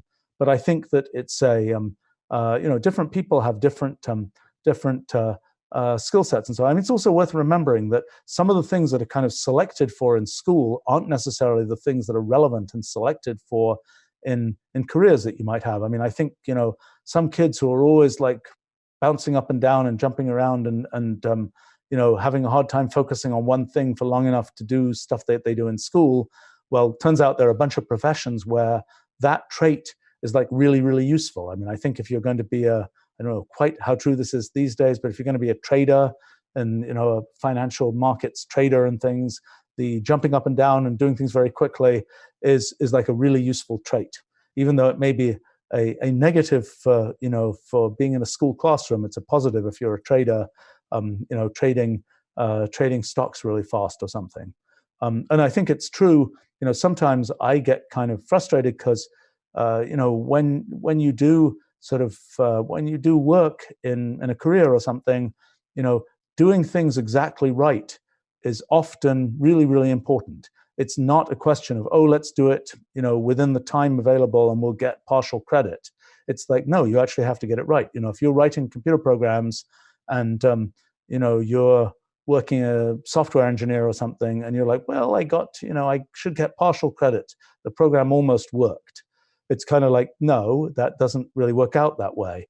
And I think it's sometimes a bit of a bad thing that people are like in school. They're like, well, I'm going to do this because I'm going to do it really fast and I'm going to do it only to a certain level. I think it's, I might just make my little pitch for learn the stuff you want to learn because, you'll remember that stuff and, doing a bunch of things where, oh, I'm doing this because I need to do that because I'm going to get this credential because of this and that and the other. The stuff that'll really stay with you is the stuff you really wanted to learn. I mean, I've been lucky enough. I have a pretty decent memory and I remember the stuff that I learned when I was in school, including a lot of fun biology stuff where I was mentioning earlier, red blood cells, white blood cells, but there are a bunch of things where I learned, I remember the Golgi complex is an organelle in cells. And the thing that I memorized is the Golgi complex is an organelle of unknown function, which of course its function is now well known, whatever it is, 50 years later or something. One thing I might say about my education was I learned things like Latin and Greek. Okay, and I was complaining like crazy. It's like, why am I learning this stuff? I'll never use it, blah, blah, blah. Well, if I reached behind me, I would find on my shelf there a Latin dictionary and a Greek dictionary. How can that be? I would never use this stuff. Well, the answer is because I'm involved in making up names for things like products and ideas in science and so on, I, with great frequency, end up, turning to the Latin and Greek dictionaries to try and see what inspiration I can get for words there. So it's kind of like you never know what you're going to find useful in the end. But I must say that learning things that you like to learn is really, really worthwhile, and sort of knowing about things that are kind of beyond. Another thing to understand is sometimes people, I was going to say knowing about things that are sort of beyond the specific subjects that get taught in school is really nice, because those are the things that, there are many other things that are things that you might make a career out of and you might get really excited about. And maybe you could backtrack from knowing, I really want to be a such and such, therefore I should learn about this and that and the other thing. Like when I was a kid, I really wanted to be a physicist. I was lucky enough to actually be a physicist very early in my life and went on to do other things after that, although I'm now sort of coming back to doing physics, but that's a different story. So backtracking from that, well, I needed to learn a bunch of math, I needed to learn a bunch of this and that and the other. As I said, I maybe create a bad example there, because when I was learning a bunch of math, I found some of the mechanical aspects kind of dull, and that's why I ended up using computers and building tools to do math with computers and so on. But I was, I think that was all I was going to say there. Okay. I see a question from a Henry. Why does space never end? Okay, good question. Complicated question. Okay, let me give you an example that doesn't really apply to us, but let's imagine that you were an ant who just lived on a table, flat table.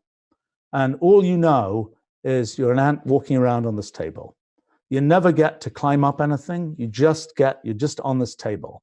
And the ant can go, it goes along, and eventually, oops, it reaches the edge of the table. Okay, its space has kind of ended there. It's reached the edge of the table.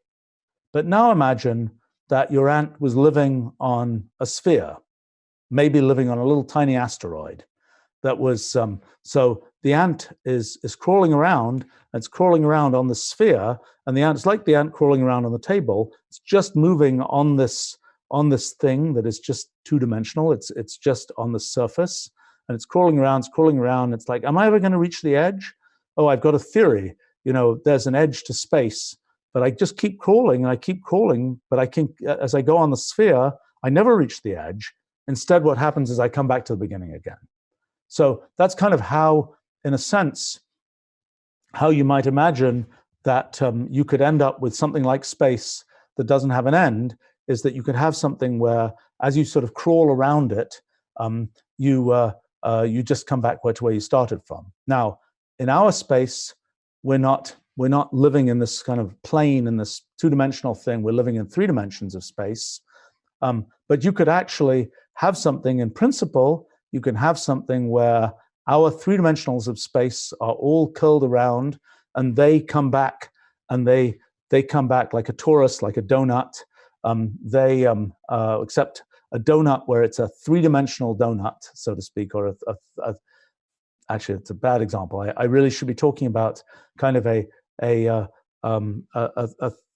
analog of my sphere, where instead of having a 2-dimensional surface, I have a 3-dimensional surface on a 4-dimensional sphere, on a sphere in 4 dimensions. It's a little hard to visualize. But okay, so what happens in our actual universe? Is that how our actual universe works? We don't know for sure, but it's probably not how our actual universe works. Instead, one of the things that happens in our actual universe is, imagine that we were going to go visit the outer reaches of our universe. We have a spacecraft, we're going along, and you may know that the universe is expanding. So the universe expands, and so it started about 15 billion years ago. Now started very small, and for reasons that we don't understand, although this theory of mine now has some beginnings of an understanding of that, the universe just had this big bang event and just started expanding. And it started expanding. Actually, it expanded really fast, probably at first. It expanded almost paradoxically. It expanded faster than the speed of light. The current favorite theory for the initial expansion of the universe involves early expansion that was faster than the speed of light. Although no signals inside the universe travel faster than the speed of light, the actual edges of the universe effectively travel faster than the speed of light. But anyway, the universe is traveling outwards, and it's expanding, it's expanding, it's expanding. Okay, so let's imagine we want to reach the edge of the universe, so to speak. Well, the problem is that in our spacecraft, we're going out to the edge of the universe, but as we go out towards the edge of the universe is expanding.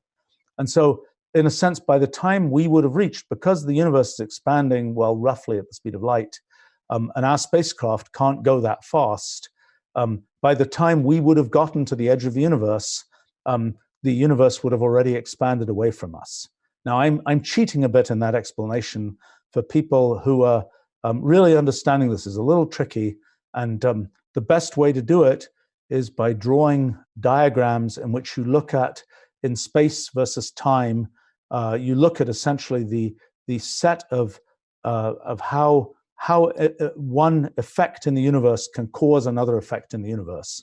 But roughly these 2 things, sort of on the one side, the kind of, you keep going around the sphere, you'll never reach the edge, and the other, if the thing is expanding, it's by the time you would have gotten to where it got to, it would have already expanded further. Between those 2 things, I'm giving you a reasonable approximation to what one actually knows from the physics of what goes on. Okay, why do so many old technical institutions insist on manual calculation rather than taking advantage of modern computational tools? I think a large part of that is because it's kind of easier to tell whether somebody could do something by seeing did they mechanically work out some particular computation. Now, having said that, learning to do something precisely is really worthwhile. I mean, if you it's super useful to have kind of the discipline of knowing how to work something out and actually get the right answer. I mean, I would claim that writing programs is a very satisfying way to do that, because unlike something where you do a big piece of algebra and then the teacher tells you got the wrong answer, if you're writing a piece of code, you write the piece of code, and if you get it right, you press Shift Enter if it's Wolfram language stuff, it runs, and it either produces a beautiful picture or it sticks its tongue out at you metaphorically and says, you did this wrong. But you get to correct it, and you get to be interacting with the computer. And eventually, when you've told the computer the right thing, the computer says, okay, I got it, and it produces some great answer. And that's very satisfying. But knowing how to do something precisely is really an important thing. And I think that's really worthwhile. And math is one way to learn that. I think programming is another way to learn that. Okay, the next question is a rather advanced one, commenting that is about working out that 1 + 1 = 2, which hopefully pretty much every kid who's watching this knows that 1 + 1 is equal to 2. But if you want to prove that, so what's mentioned here is it took 300 pages or something in this book called Principia Mathematica to prove that 1 + 1 = 2. Okay, let me just explain a little bit about that. So when you set up math, you learn to do computations, like you can count on your fingers. 1, 2, okay, that's 2. 1, 2, 3, 4, okay, we got to, 2 + 2 is 4. We can count that on our fingers. We can do these calculations. All works just fine. And that's what we can do. A lot of math we can do that way. When we get to really fancy math, and particularly math that involves infinity, we can't do it that way because we don't have an infinite number of fingers. And if somebody asks you, what is 1 divided by infinity? Okay, you can't count that on your fingers. You have to have some other way to work out that 1 divided by infinity is actually 0, but you have to have some other way to work out things like that involve infinity. And so there's this idea in math that says you can work it out by essentially following rules and seeing what the consequences of those rules are. And so the way that happens is it was originally, the earliest version of this was a guy called Euclid back in ancient Greek times, set it up for geometry. He set up these axioms that make statements like, no 2 parallel lines ever cross. If you have 2 lines that are parallel, they'll never cross. If you have a triangle, it will, what's another good example of an axiom of Euclid? Another axiom is, if you have 2 points, they, which is an axiom, I'm forgetting my axioms, but 2 points define a line, or 3 points are what you need to define a plane in 3-dimensional space.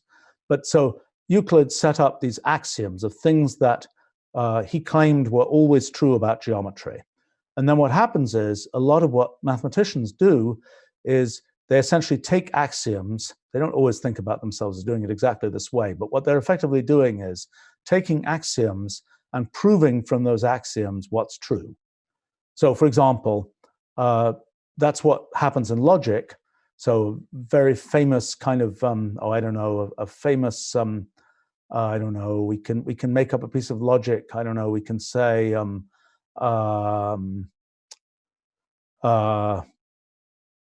let's see, all sheep are white, and what's a good example of this? Well, here's a piece of bad logic. All sheep are white, my dog is white, therefore my dog is a sheep. Okay, bad piece of logic, incorrect inference from the statements. But when we get a correct set of inferences, so for example, if you say all sheep are white, and then you say Billy is black, you can say, therefore Billy is not a sheep. And if you've set up the axioms for logic correctly, you'll be able to make that conclusion. And so if we do that, so if we set things up in mathematics, we can set up these axioms that say what's true. For example, what's true about numbers. So for example, one axiom of arithmetic is that a plus b is the same as b plus a. So if we say what's 2 plus 3, it's the same as what's 3 plus 2, but that's true whatever you fill in for the 3 and 2. It could be infinity plus something else. If that thing represents a number, it's always true that a plus b is equal to b plus a. And so if we have those axioms, then we can essentially, in principle, we can prove anything that's true in mathematics. And sometimes when you go from the axioms to figuring out what's true, it can be a really hard job to go from the axioms to working out what's true, because you have to kind of arrange these axioms in just the right way to get to the true fact that you're trying to prove. Actually, one of the terrible things that was discovered in mathematics in the 1930s is that it doesn't always work. That there are things in mathematics where you can say, this is a thing, but you can never find a proof or a disproof of whether it's true. And it's actually a little bit related to that thing I showed you earlier about, will this particular pattern ever die out or not? In mathematics, you could ask the question, after an infinite time, what does this do? And it may turn out you just can't answer that without doing an infinite amount of work. It's a thing called Gödel's theorem in mathematics. But so this particular book, written in 1910, I think, that was kind of made fun of, and deservedly so, for the fact that it took 300 pages to prove that 1 + 1 = 2. They were trying to prove that from axioms of mathematics and logic. And it was kind of a goofy exercise, actually. Now, I might say that these axioms, in a sense, in physics, in mathematics, we have axioms. You just write down things. We say things like, no two parallel lines can ever cross. Well, actually, think about that statement, no two parallel lines can ever cross. On a sphere, it doesn't quite work that way. And one of the big questions that came up, one of the things that Einstein discovered in 1915 was that it's not true of physical space that no two parallel lines can ever cross. So for example, if you shoot a laser out in space, the laser will follow a perfect straight line. That piece of laser light will just go in a perfect straight line. But a straight line in a certain definition of a straight line. But it turns out that if that laser was going around, well, in the most extreme case, it was going around a black hole, but even going around the sun, that laser will actually, the light will actually be bent going around that object. And the reason that happens is it's still going in a straight line, but that straight line is, because space is curved, a phenomenon that was what Einstein sort of discovered in 1915, that space is intrinsically curved. That means that even though the laser is really going in a straight line, it's going in a straight line on this curved thing. And so when we look at it sort of from the outside, it seems curved. And if you look at, for example, two parallel lines, two parallel pieces of laser light on opposite sides of the sun or opposite sides of a black hole, they'll actually cross over. And that's a phenomenon called gravitational lensing that's actually observed. And so it's not true in physical space. The axiom that Euclid had that two parallel lines never cross isn't true in physical space. And that sort of the difference between physics, which is something where you just sort of observe things in the world, and mathematics, where you just say, this is what's going to be true. Actually, in my theory of physics, which we'll discuss at another time, it gets a little closer to that.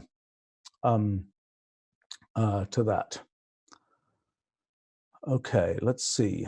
I'm going to skip ahead a little bit because we've got a lot of questions here and we're sort of spending a lot of time. Let's see.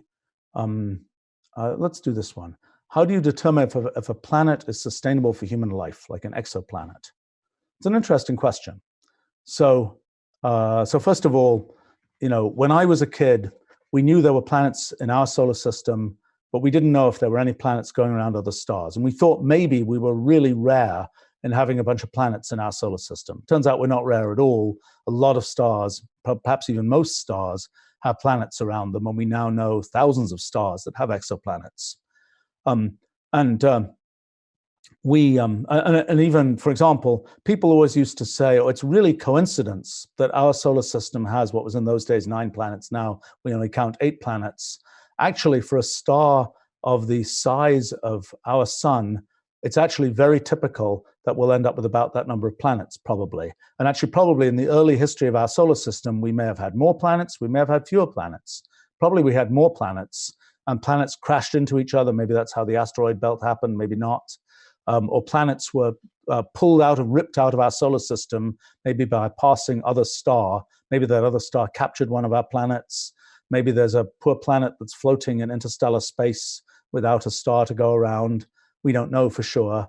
But it's sort of a natural selection, like happens in biology. It's like if you're a planet in a very stable orbit, you'll keep going around your star. If there's something wrong with your orbit, you might get ripped out of orbit around that star. So anyway, we know that there are planets around many other stars, and the ways that we've detected those planets, there are a couple of different ways we detect those planets. One of them is by watching for the light of the star to be dimmed because a planet went in front of the star. That's good for really big planets. We can look at wobbles in the position of the star because of the motion of the planets, things like that. And there are other methods of detection that detect planets of different sizes and different distances from stars and so on. So we don't know about sort of all the planets because we have only certain methods of detection, and they are not sensitive to all planets. But we have some idea what planets are out there. So the next question is, how can we tell what those planets are like? So one thing we'd like to know is, what are the atmospheres of those planets like? Well, how on earth would you tell that? These planets might be 10 light years away from us.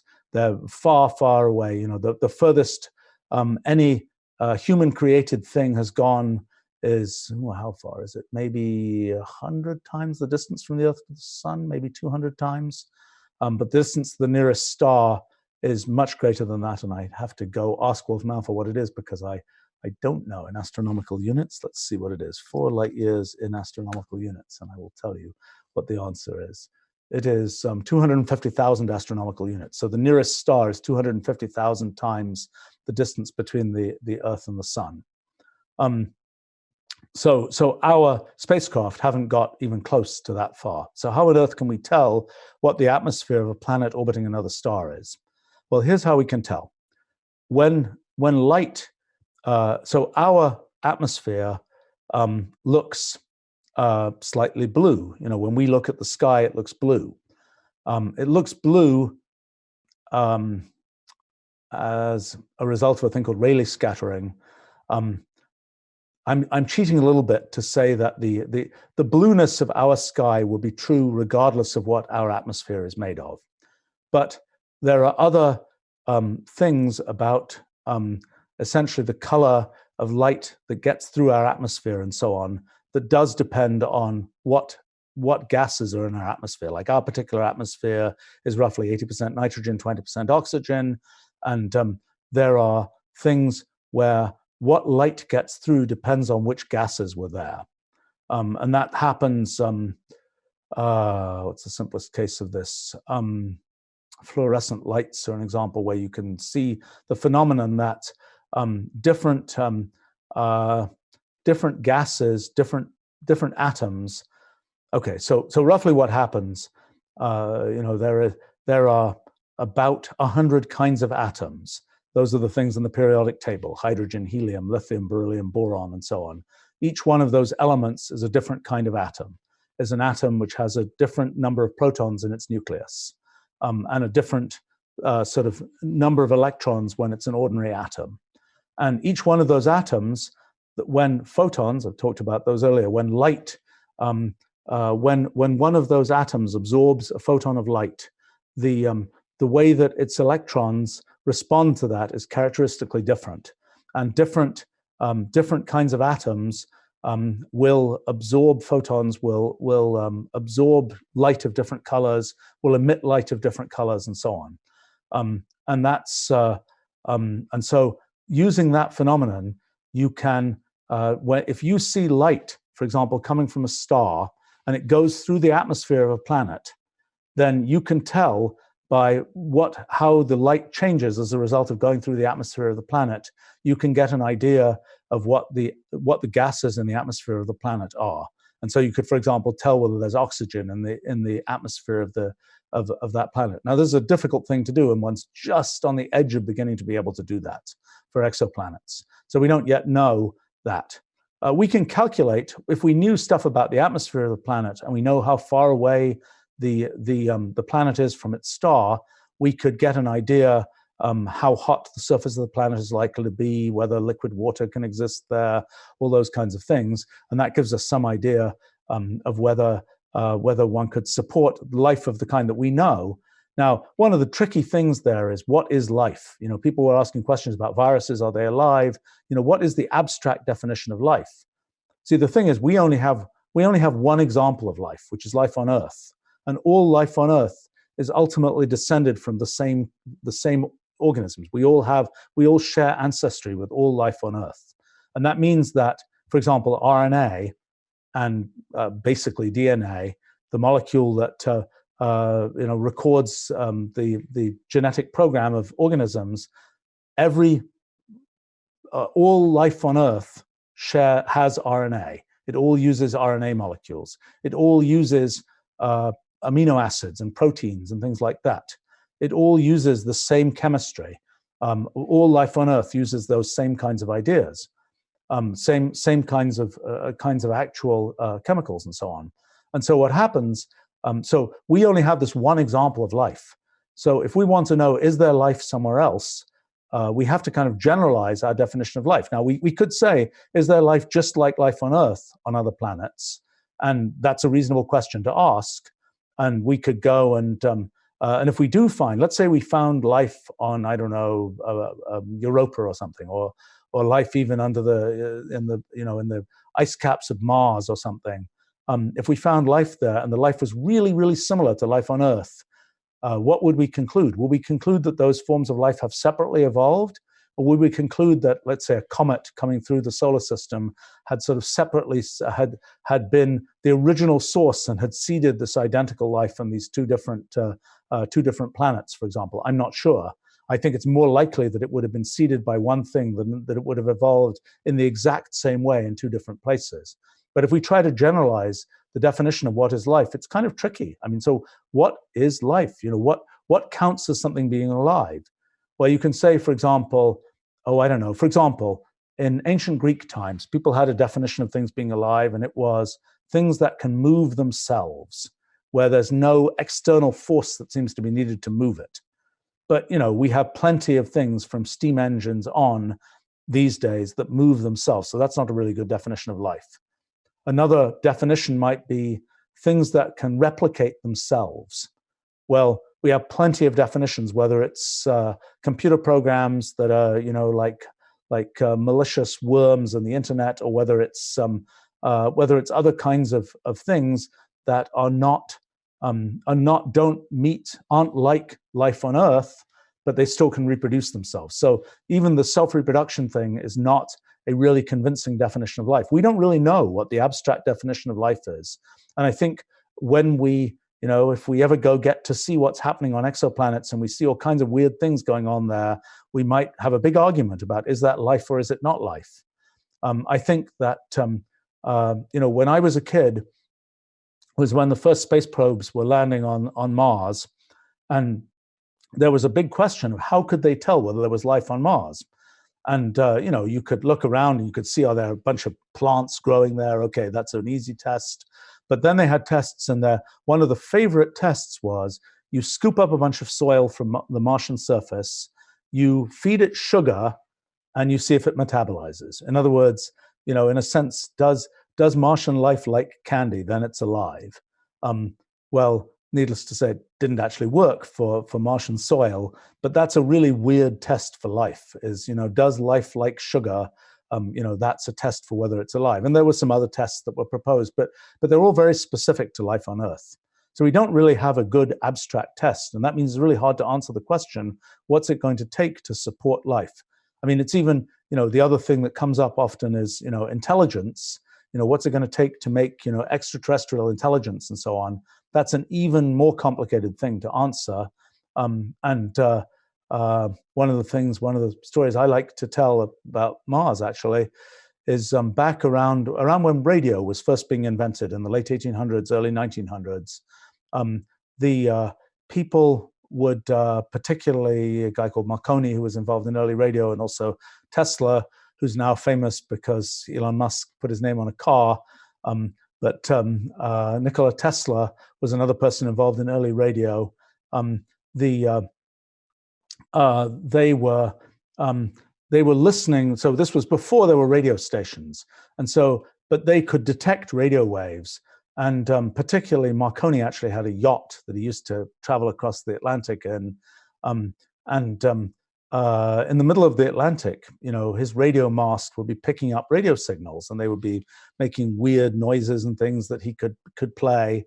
And the question was, what on earth was that? Because there were no radio stations there. It was the middle of the Atlantic. There's nothing,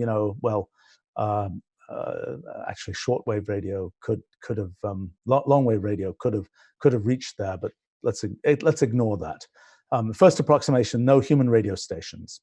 So Tesla, who was a little bit more into making wild theories, said, I know what that is. That's the Martians signaling us using radio. And that's what those radio transmissions are. Turns out that wasn't true. Turns out the radio transmissions actually are the result of magnetohydrodynamic processes in the Earth's ionosphere. So they're a result of, actually I was mentioning this, that electrons moving around produce electromagnetic waves. That happens in the Earth's atmosphere and the upper atmosphere. And so there's radio produced in the upper atmosphere of the Earth that used to cause trouble back when I was a kid, when people had long wave radio, where you could listen to radio stations from the other side of the Earth at certain times of day because the radio waves would bounce off the ionosphere. That was important. There was sort of radio generated by that. But anyway, so it's a complicated question. How you tell whether something is intelligent? Were those radio emissions intelligent or not? They are bizarrely similar. If you listen to those actual sounds, they're bizarrely similar to whale song sounds, which makes it even more confusing. All right, let's see. How does science give us answers? I think that's too complicated a question. There's too much to say about that. There's a question here, how did the Earth evolve? Okay, I can try taking that one. Okay, so first question is, how did the sun evolve? And even how did the galaxy evolve? Okay, so back in the very early universe, the universe started from this big bang, this very small clump of stuff. It's very hot, kind of explodes out in this giant expansion that has been going on ever since. As the universe cooled down, as it expanded, slowly lumps of stuff started to form as a result of gravity. So gravity pulls things together, just like it pulls. If you throw something up, the gravity associated with the Earth will pull it back down again. Gravity is what pulls the Earth towards the sun and keeps it in its orbit.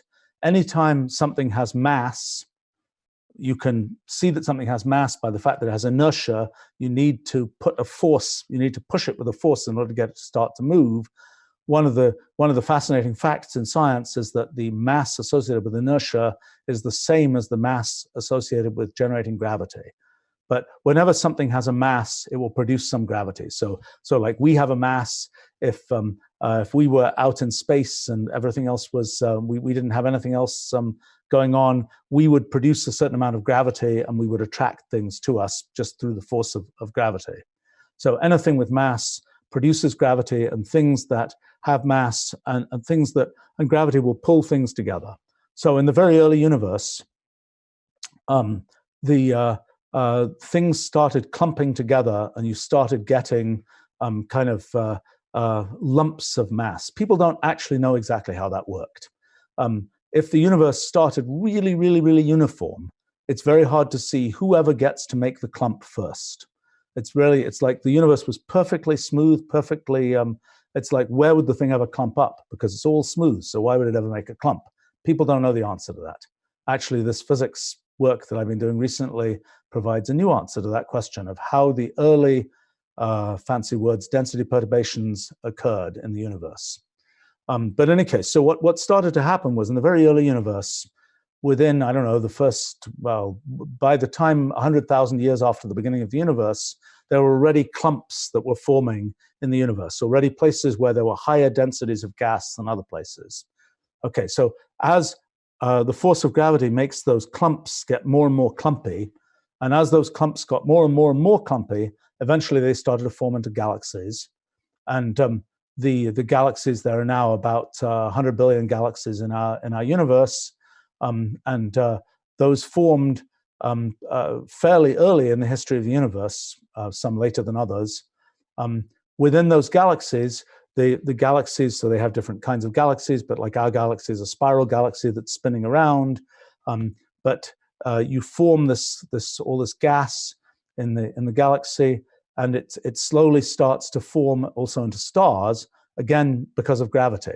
And in our galaxy, which is a pretty large galaxy, we have 100 billion stars, and each one of those came by gas that was being attracted by gravity, forming together, and eventually it gets to the point where it's like being pulled together, and eventually it forms this area that's a big lump of higher density gas. Okay, so what happens when this big lump of higher density gas? Eventually, it lights up as a star. And in fact, in general, it's true that when you have a big lump if you have enough stuff together, the force of gravity is strong enough that it will cause the atoms in the material to get so close. The nuclei of the atoms get so close that they fuse together, and that produces a large amount of energy. It's the same phenomenon, actually, that happens in hydrogen bombs, also happens inside stars. But basically, whenever the force of gravity is strong enough, it will make the hydrogen gas, for example, will push the hydrogen gas together with such force at such high pressure that eventually the nuclei of the hydrogen atoms fuses together, produces a whole bunch of energy, and that's what produces light from stars. Well, when the stars were forming, typically what was happening was the stars were forming and they were spinning around a bit, and they would have this kind of disk of stuff that was spinning around with them. And what happens is, just like the galaxies form, things get clumpier and clumpier as a result of gravity. The stars form, things get clumpier and clumpier. Similarly, in this kind of disk of stuff around the region where the star is forming, that disk also gets clumpier and clumpier and eventually forms into planets. And it's kind of a little fluffy things that form at first for planets. And planets would crash into each other, and they would and other ones would come out, and they would be, two planets that are about the same size would be attracted by gravity, and they'd crash into each other, they'd form one planet, and so on and so on and so on. And that gradually happened. And as that happened, eventually things cool down, and the things that are small turn into planets. If they were much bigger, they would turn into stars. Like Jupiter is a big planet, but too small to be a star, but fairly big on the size of planets. Now, what happened, for example, the Earth is kind of weird. But so it's this thing about sort of disks of stuff accreting and forming things. It happens yet again. There are moons around planets. Same phenomenon again. So around stars, there are planets. Around planets, there are moons. One of the things that you might ask is, are there moons? Are there moons around moons? And in a sense, if we put an artificial satellite around our moon, we would have a moon around a moon. Actually, it's a tricky thing in mathematics of gravity and things. Actually, it's actually pretty hard to have moons, because it turns out that as the moons orbit in their orbits, they will tend to put forces on the moons that will make the moons tend to be pulled out of their orbits. So actually, moons are rare. You can have stars to planets to moons, but few moons. And I don't think there are any known in our solar system yet. But in any case, the thing that that happens. So in our solar system, like our moon is very big compared to Earth as a planet, compared to most moons. Most moons of planets are really small compared to their planets. And our moon, there's been a big question. How did the moon form? When I was a kid, people sometimes said, oh, the moon formed out of a sort of scar on the Earth left by the Pacific Ocean. That turns out not to be true. But there are sort of theories. I think the current favorite theory is this big splat theory that says that there were two things of roughly equal size and they collided and they formed into, and in the early Earth, there was a sort of a big piece that formed. Actually, the moon, the one thing we know about the moon is the Earth is comparatively uniform. The moon is very lumpy. The moon is like not really, if you looked inside the moon, it's got different stuff on one side compared to the other. And we know that because when satellites orbit the moon, they don't follow quite the same sort of orbits that you would expect if the moon was more or less uniform. They kind of wiggle in their orbits in a certain way. So roughly the answer is, the Earth formed by okay, there's another tricky thing. So in the early universe, there were protons, neutrons, electrons, but there weren't any elements other than hydrogen, basically. There was only hydrogen gas, which is the first element, the element that has a single proton, and in its simplest form, a hydrogen atom is just a single proton and a single electron. So the question is, how did the heavier elements form?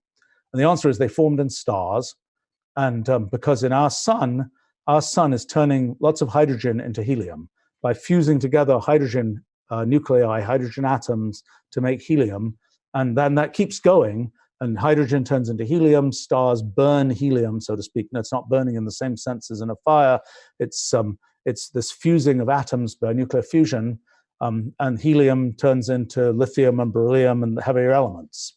But actually, it turns out in an ordinary star, you never get beyond iron. It turns out the way the elements work, iron is, which number element is it? I don't know. The isotope of iron, which is the count of the total number of protons and the number of neutrons in the nucleus, iron 56 is the sort of bottom of the well. It's the thing that is that if sort of all else is equal, it's the most tightly bound. Well, no, it's the nucleus that's sort of the most favored in terms of energy for one to end up in. So what happens in stars is they slowly, our sun is mostly turning hydrogen into helium, but as stars get older, they tend to turn more, they make heavier and heavier elements. Now, of course, in us, what are we made of? Well, we're mostly water, which is, hydrogen and oxygen, and we're a bunch of carbon. If we look at the Earth, the most common elements in the Earth's crust are silicon and aluminum. So those are somewhat heavier elements. So how did those get made? Well, our sun isn't right now making those elements, not in substantial numbers. So how did those get made? Well, the answer is when stars get older, some stars, it won't happen to our sun, but it happens to stars bigger than our sun. As the star has finished going through all its hydrogen, it will start to, the star will typically swell up. And then as it goes through its sort of fuel, eventually it comes to this point where the star will start to collapse. And what can happen is at a sort of critical moment, the star will collapse very rapidly. And as it collapses, it will push together nuclei of heavier and heavier elements. And eventually it will push things together so much that things like oxygen and silicon and heavier elements like that start to undergo nuclear fusion. And that produces a huge amount of energy. And so what happens to the star? The star explodes in a supernova, and it releases a huge amount of energy. And supernovas happen probably in our galaxy about once every 1,000 years. We last saw one, our civilization last saw one in 1054 AD, made the Crab Nebula. And it was kind of spectacular, I think. I think it was a little dot of light, a little star that made things bright at night. So it was so bright that from that supernova, that's a long way away. I think it's 1,000 light years away, maybe. Not sure. Even at that distance, the supernova is releasing so much energy, it makes the sky bright just from this one point of light. There's supernovas happening in other galaxies that we can see kind of all the time. But in our galaxy, they don't happen. They probably happen once every 1,000 years, at least that we can see them. Maybe it's a little bit more frequent than that if they're closer to the plane of the galaxy, which tends to be hidden by dust. But in any case, so in these supernovas, so in a big star, when it undergoes this rapid contraction, it explodes and produces all this energy, and in that explosion, heavy elements are produced. And so something like gold is produced in a supernova explosion. There's actually one other process okay, fancy words. There's this thing called R process and S process nucleosynthesis, which are two different processes for making elements in stars. But the one I'm describing is the case in supernovas, which is a common case. And so all the heavy elements like gold or even like iron, like all of the elements beyond iron were basically made in supernovas. So when we, like on the Earth, if we look at, when we go mining on the Earth, we'll find all kinds of elements. Like if we pick up a thing in the Earth's crust, most of the time a rock is made of silicates, silicon and aluminum and things. On average, if we look at atoms in the Earth's crust, on average, 1 in every 10 billion atoms is a gold atom. And every one of those gold atoms basically came from a supernova that happened sometime earlier in the history of our galaxy. And so if you ask, where did the Earth come from? Well, all of the sort of heavier elements in the Earth were sort of the result of earlier supernovas that happened. Earlier stars kind of died to make what turned into things that are in our sun and in the Earth and so on. Let's see.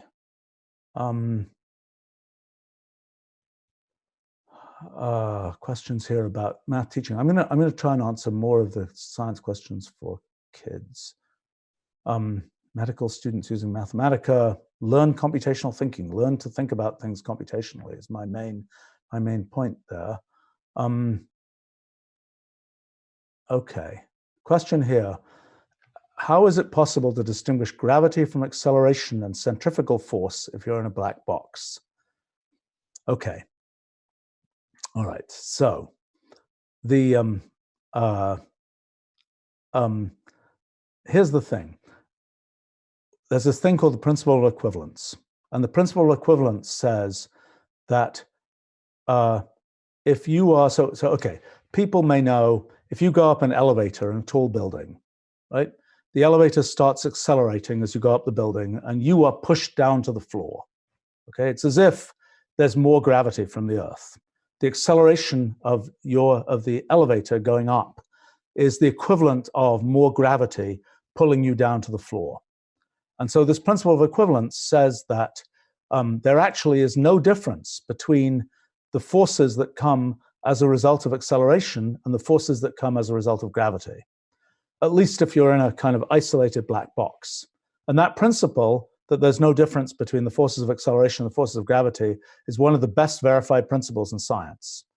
It's actually verified. It's known to be 1 part in 10 to the 15, 1 part in 1,000 trillion. So to an accuracy of 1 in 1,000 trillion, we know that the acceleration is the same as gravity. How do we know that? Actually, it's kind of a cool story. When Apollo 11 went to the moon in 1969, one of the things they took a bunch of instruments, and one of the instruments they took was a laser retroreflector.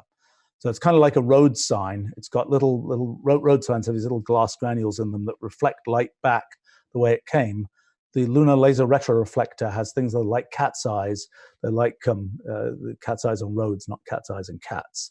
These little spheres of glass, and they put that retroreflector on the moon, and people have been shining lasers at that retroreflector ever since, and measuring exactly how long it takes a beam of laser light to hit the retroreflector, come back to the Earth again. And that's allowed the distance to the moon to be measured to a fraction of a centimeter. I think it's now down to millimeters. So we know precisely where the moon is. And so we can use theories about gravity and the mathematics of that to work out whether it's really true that acceleration and gravity, that you can always sort of trade off acceleration for gravity. So that's how in a sort of black box, if you are an isolated thing, you can tell you can't tell whether you're sort of locally in a, when you're in that elevator accelerating up, it could be, oops, I'm actually living on a planet with a larger gravity, or no, I'm actually in an elevator. Now, if you allow yourself to see larger distance, it's a different story. If you allow yourself to look at what happens at different places, then you have to, then you can kind of, then you can see, there's actually a gravitational field that produces that pattern of accelerations. It's not something purely due to, it's not something due to me being accelerated. I mean, there's a lot more to say about that. I could talk about how that works in black holes and things. Okay. Well, there's a question here. If we think about the universe as a quantum computer, and we ask how does the universe know to follow the rules of that computer? Well, gosh, you guys are asking about physics. This is great because I'm about to. I mean, I figured out some really, really interesting things about how fundamental physics works, which I'm really excited to talk about. But I kind of want to get it so it's well organized and I can really explain it to people. And also, frankly, when nobody's paying attention to anything other than the virus, it's kind of the wrong time to tell this to the world. But I'm hoping in a few weeks I'll be able to talk about this. But so I'm really excited that you guys are asking about physics because I have some really interesting things to say about it. But the question really is, why does the universe follow the rules that it follows? Why are there definite rules for the universe? Why is it the case that there are laws for physics? Why don't different particles just do their own thing as they feel like it? Well, it's one of the very fundamental facts we know about the universe is that it has laws. And like when people, early theologians were talking about sort of arguments for religion and so on, one of the things that they noticed, and it's a very good observation, is one of the remarkable things about our universe is that there's regularity in it. It's not obvious that that should exist. Why is there regularity in our universe? Actually, I'm happy to say that I actually have an answer to that now. And the answer is quite interesting, quite abstract, and not for this moment. So I don't know why there is a universe versus there isn't a universe, but I do know why there's a universe and it has characteristics like our universe. Okay, question here is, what is heat? Okay, boy, lots of physics questions. All right, let me explain what heat is. You have any material. Any ordinary material is made of atoms, molecules that are made of atoms. The only things that aren't made of atoms are things like light, that are made of photons, which are a different kind of particle, but atoms, which have protons and neutrons and electrons and so on in them, those are, ordinary things are made of those. And so anything we have, some thing of water or something, it's all a bunch of atoms. And it's a lot of atoms. So in this thing of water, there will be, let's see, can I do the math quickly enough? Maybe 1 billion, trillion atoms in this water bottle. So there are a lot of atoms, and those atoms are all kind of bouncing around, and they're hitting each other, they're bouncing off, they're hitting other atoms, and so on. Now, sometimes atoms can be arranged very regularly. So when you have a crystal, like a diamond or a quartz crystal or something like this, the atoms are arranged in a very regular way. In fact, in any solid, the atoms are arranged so that they're all kind of standing still. Not quite, but roughly, all the atoms are kind of standing still. In a liquid, the atoms are running around a bit more. In a gas, the atoms are running around all over the place. And the fact that we can, like if we have a solid thing, we push the solid thing, we can't go through it. That's because there are a bunch of atoms there and they're not moving out of the way. In the case of a gas, the atoms are running around all over the place all the time. And so it's easy for us to sort of push our way through the gas because the atoms get out of the way because they're moving around all the time. Okay, what makes atoms move around? What makes atoms move around is heat. And that's what heat is. Heat is the average motion of atoms. So when we say, what's the temperature of that thing? What we're doing is we're actually measuring the average energy, the average, actually even the average speed of those molecules running around. And so when we measure something with a thermometer, what's happening is that thermometer is effectively measuring, well, it's basically the average energy of molecules running around inside I'm pointing to my mouth when I'm talking about thermometers, but if it was a thermometer for human temperature, it would be measuring the rate at which molecules are bouncing around inside my mouth, and that causes the molecules inside the thermometer to bounce around at kind of with the same energy, not quite the same speed because they're different molecules, but roughly the same speed, and that causes and that's what we then record as temperature, because what's happening in a modern thermometer, what's happening is as those atoms are moving around, they're kicking electrons out of where they would otherwise be in a semiconductor, and they're causing. I think that's how thermometers are working these days. Yeah, they're probably working using the thermoelectric effect, which is basically heat. Heat is kind of kicking electrons and causing them to make electric currents. But so what is heat? Heat is the average motion of atoms. So it's as you make things hotter, the atoms are moving around faster. And when things are really cold, the force of attraction between atoms will just hold the atoms in place and you make a solid. As you make the atoms hotter, eventually the force of attraction between atoms is not sufficient to overcome the kind of the heat that's making the atoms run around. You get a liquid, you heat it up even further, you get a gas, because the atoms are moving around really fast. And so one question you might ask is there a, what happens when the atoms go slower and slower and slower and slower and slower? You might say there must be a minimum temperature, because there must be a point at which the atoms are just standing still. There's no more, you can't take any more energy out of the atoms. They don't have any energy at all. They're just standing still. And that's actually true. There's a thing called the absolute zero of temperature, minus 273.16 degrees centigrade is the absolute zero of temperature. And you can't there's no meaning to temperature below that, because that's the temperature at which there's no running around energy on the part of the atoms. And so at that temperature, basically everything is a solid. Every material has its atoms have slowed down to the point where they get grabbed by other atoms and the thing makes a solid. In sort of full disclosure, there is one exception to that that's known, which is the helium-4, the isotope of helium. It's the common isotope of helium. Does not make a solid at absolute zero. It is a liquid at absolute zero. And that's a result of quantum mechanics.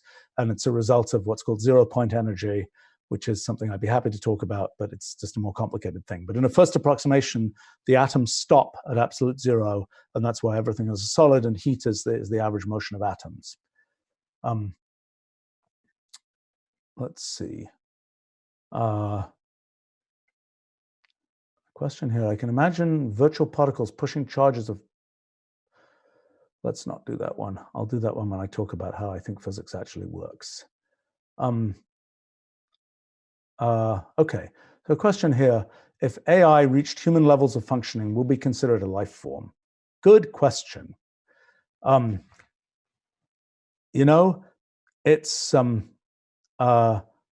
I think the first question is, will be considered intelligent in the same way that we think of ourselves as intelligent? That's a complicated issue, because when I was a kid, I keep on saying when I was a kid because I figure people might find it interesting to think about what changes over this course of time. But people would say, when computers can play chess, when computers can do mathematics, when computers can sort of autonomously move around, then we will call them intelligent.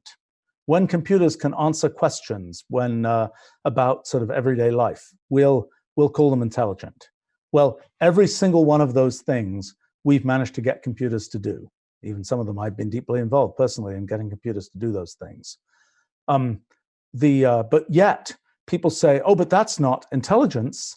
That's just software engineering, or that's just a computer doing it. Well, the fact is, I don't think there is an abstract definition of intelligence. In fact, one of the things that's come out of science that I've done is the sort of this idea there really isn't an abstract difference between the intelligent and the merely computational.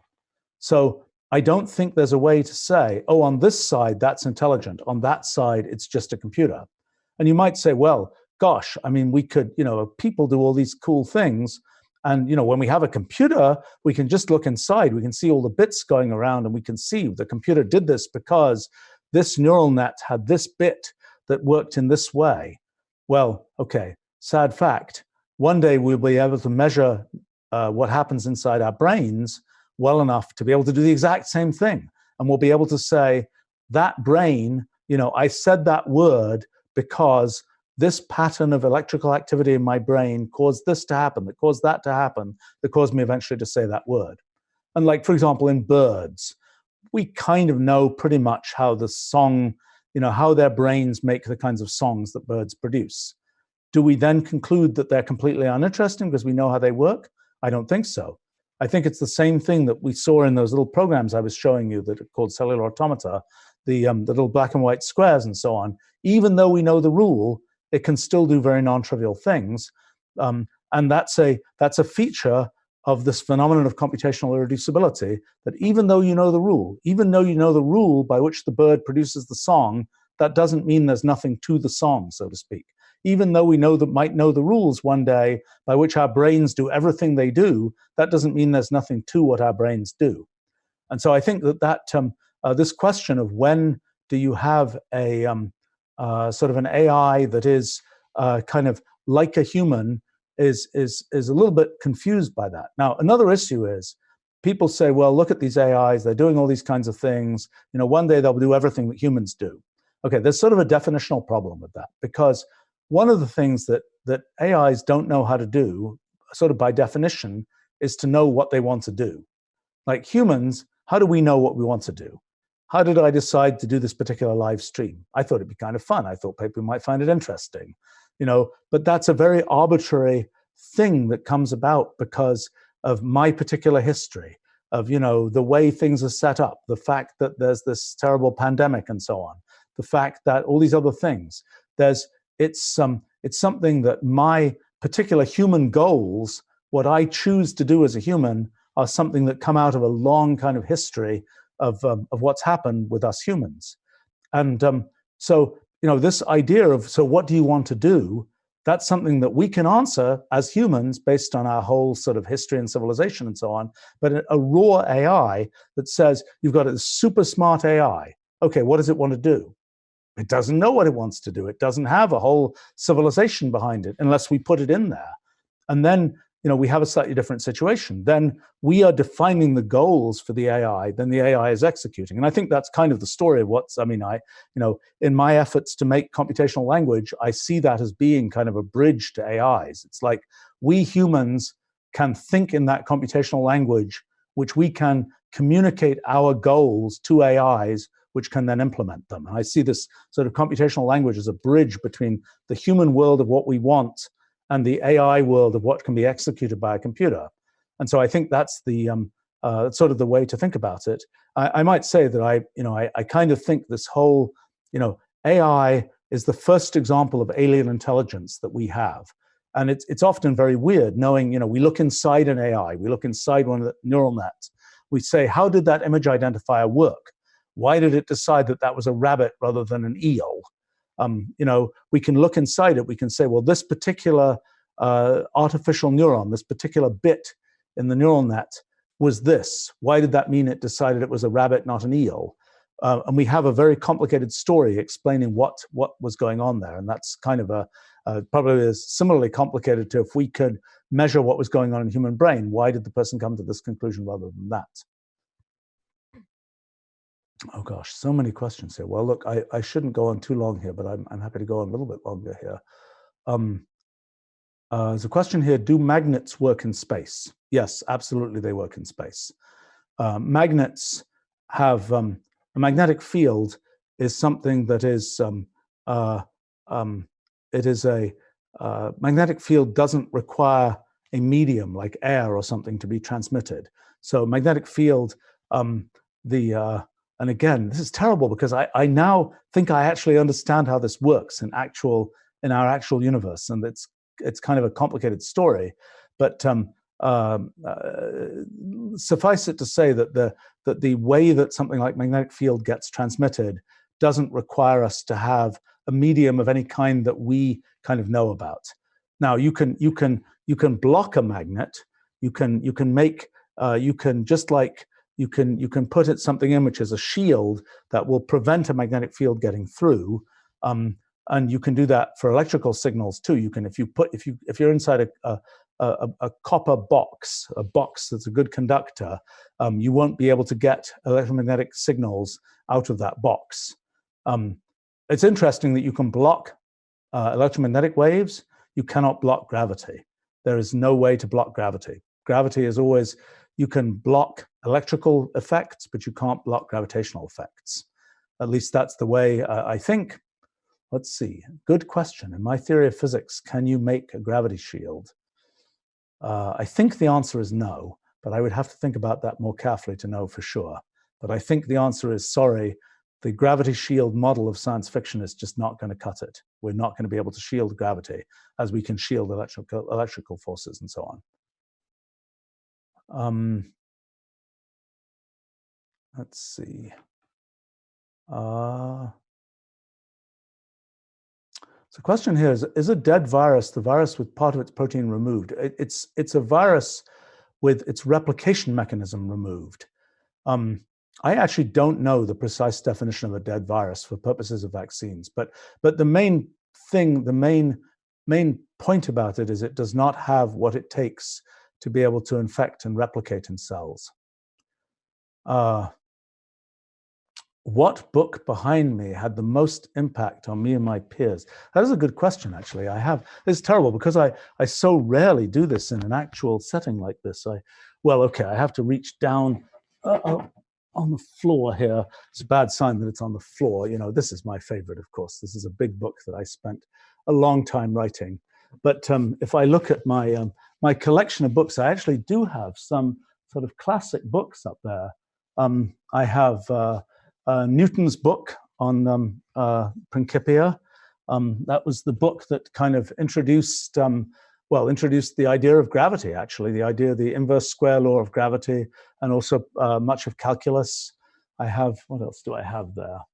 Oh, I have an Origin of Species up there from Darwin. I also have some other books up there, like I have a book by Darwin about barnacles, which are these types of creatures that get stuck on boats. Darwin spent many, many years studying barnacles and studying the details of how they worked. And actually, his book on barnacles, he spent longer on than he spent on Origin of Species. Let's see, what else do I have up there? I have a whole collection of classic books there. I've got Boole's book on, which was the introduction of Boolean algebra. I've got a little tiny book that Galileo published in 1608 that was the announcing the discovery of the moons of Jupiter, the first time people had seen something orbiting something other than the sun. I would say a few of those books are sort of first edition type things. Mostly those are just reprints that I find interesting to look at from time to time. Probably some others. Another time, maybe I'll talk about some of those. Somebody asking about history of computing. Yeah, I do know a certain amount about history of computing.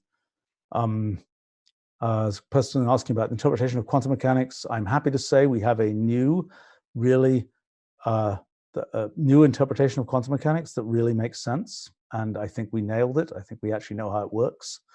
And I've been wondering how it works for 50 years, so I'm really excited about that. Okay, how can an electron have a different energy if it moves at the speed of light and has constant mass? So electrons don't move at the speed of light. The only things that move at the speed of light are particles that don't have a rest mass. And the only particles we know for sure that don't have a rest mass are photons, particles of light, and gravitons, which are the particles that are associated with gravity, which we don't know as much about as we know about photons, the particles of light. But we know that gravitational waves and light waves both go at the speed of light, and the particles associated with those are photons and gravitons, and they both go at the speed of light. And we have pretty good evidence that gravitational waves go at the speed of light, same speed as light goes at.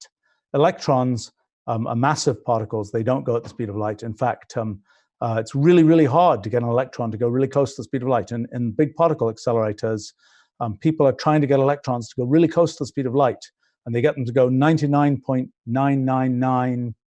See, I can't work it out in my head how many nines it is, but 99.999 something or other % of the speed of light. They don't quite get them to go at the speed of light. How can that be? What happens? Well, what happens is it takes more and more energy to make something go closer and closer to the speed of light. You can't get any particle with mass to go exactly at the speed of light. Only massless particles can go exactly at the speed of light. And it's a consequence of relativity theory that you get this mass increase as you try, and it's an effective increase of mass as you get close to the speed of light. And that's why as you try and get something to go close to the speed of light, it gets harder and harder and harder. And in this new physics theory of mine, there is a beautiful explanation of how that all works. This is terrible. You guys are really encouraging me to really get that theory announced, and I will soon. Thank you for encouraging me. It's very nice. I just might mention there are some other particles that people thought had zero mass, neutrinos. These strange particles that people discovered in the kind of invented in the 1950s, and they were first observed in the 1960s. They're particles that interact so weakly that they're produced in the sun as a result of nuclear reactions. And but most neutrinos that go from the sun to the Earth go all the way through the Earth. They go through the Earth and they don't stop. Neutrinos, as the energy of a neutrino goes up, the rate at which it interacts goes up, and that's how neutrinos were actually observed, is by making higher energy neutrinos that actually don't just go through the whole Earth without stopping. But neutrinos, it turns out, have a tiny mass, so they're not actually massless particles. They go very close to the speed of light, but probably not actually at the speed of light. Okay. People are asking about why stars go from white to red. I think in the main sequence, which is the sequence on which stars of a certain range of masses evolve, there are changes of temperature that will lead to them going to different, yes, I think that's what happens. Something I remember learning, OBAFGKM, right? That's the sequence of the main sequence of stars. That's the spectral types of stars. And our sun is a G-type star. Yes, they go through a sequence, I think, changing their temperature, and that's why they change their color. Sort of an exercise, if you want to understand these things, is why are there no green stars? And the answer is because by the time if you're in that part of the spectrum, you're producing, when you produce light from heat, you're producing you have a spectrum which covers all the colors. You never are concentrated in the green, and that's why it will look white, not green. What happens if we filter all the electrons from an element? Okay, so normally in an ordinary atom, you have the atomic nucleus, which has protons, which have positive charge, and you have electrons, which have negative charge. They're sort of going outside the nucleus, and it cancels out, and your average atom has zero charge. But you can, in chemistry, for example, atoms often have their electrons kind of taken away and shared with other atoms, and that is what ionic bonding in, for example, sodium chloride, salt, comes from. But also, as you heat an atom up, eventually the electron will no longer be held into the atom, and the electron will be pulled out of the atom, be ripped out of the atom. And that's what produces what's called a plasma. And for example, in fire is a plasma. And fire when fire is glowing and things, it is a plasma that in which the atoms no longer have their full complement of electrons. And so like the surface of the sun is a plasma. So when you rip electrons out of atoms, they form plasmas. And they are very, and plasmas, for example, absorb light in certain ways, emit light in certain ways. Now you might ask the question, what happens if you could rip all of the electrons out from an atom? What would it be like? Well, it would be this very high charge thing. And so it would really, really try and pull in electric charges, and it would quickly neutralize itself. There's one exception in our universe, which is neutron stars. So one of the things that can happen to a star, a little bit more massive than our sun, is that as a result, so for example, when there's a supernova explosion, big explosion, lots of stuff gets thrown out with very high energy, but something is left over. And what can be left over at a certain range of masses of stars, again, there's probably some astronomer watching this who knows exactly. I think it's 1.2 solar masses, maybe 1.2 times the mass of the sun. I've forgotten. That what's left over is a neutron star. What is a neutron star? A neutron star is like a giant atomic nucleus. It's something where what's happened is that it's usually about 10 kilometers across, and it is about the mass of our sun. But it's this very, very dense thing. So the mass of our sun is, what, 500,000 kilometers across or something, and that the whole of our sun just crushed into this thing 10 kilometers across makes a neutron star. Neutron star has 100 trillion times the density of water. And what is it? It's just a whole bunch of neutrons all together. So in a standard atomic nucleus, there are both protons and neutrons. Protons have electric charge, like charges repel. So if you just put too many protons in there, they'll tend to just push each other apart. Okay, so one of the things you might ask, you might ask the question, if protons are positively charged and like charges repel, how is it that atomic nuclei hang together? And that's because of a thing called the strong nuclear force. And what happens is there is a different kind of force that is associated with this thing called QCD, quantum chromodynamics, the theory of quarks and gluons. That force binds together protons. The thing that immediately happens is there are things called pions, which nobody ever hears about. You know, it's one of the tragedies of high school physics is they don't teach particle physics. And particle physics is not that complicated, at least the sort of its zoology of what kinds of particles exist are not that complicated, but they never teach it. They talk about protons and neutrons and electrons, but inside nuclei, there's another kind of particle that exists, at least temporarily, called pions. And pions are these particles about 1/10 the mass of an electron of a proton that are continually being bounced backwards and forwards between the protons and the nucleus. And they're what lead to the force of attraction between the protons and the nucleus, and what prevent the nucleus from self-destructing.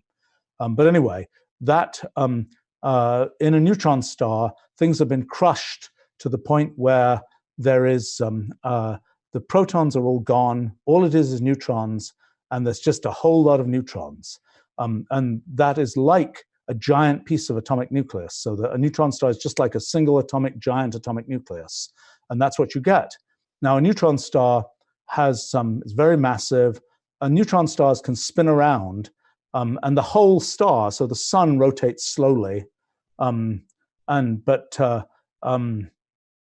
How fast does the sun rotate? I should know the answer to that because you can tell from sunspot rotation and things.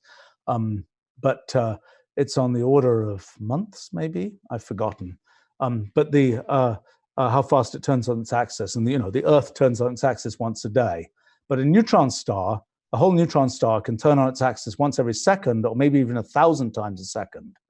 And one of the weird things that happens is neutron stars, as a result of producing this big gravitational field, they can actually they can accelerate particles, and they produce radio signals, and we can actually detect those radio signals. So back in 1968, people started hearing detecting these radio signals that were making this kind of noise. They were making a rapid oscillation. And so they didn't know what these were. And for the first couple of weeks, they thought maybe it was an extraterrestrial civilization that had a beacon that was just producing, was a periodic beacon that we were detecting. But then it was realized actually it was neutron stars, and they're pulsars, which are spinning neutron stars, spinning every second or sometimes more rapidly than that, and so on. And that's what a giant atomic nucleus is like that. Giant atomic nuclei are very, very weird. They have, to make a slightly more advanced comment, they have a phenomenon called superfluidity. They act like a liquid that has no viscosity, that runs perfectly. They have all kinds of other weird features. That's something that can happen. Okay.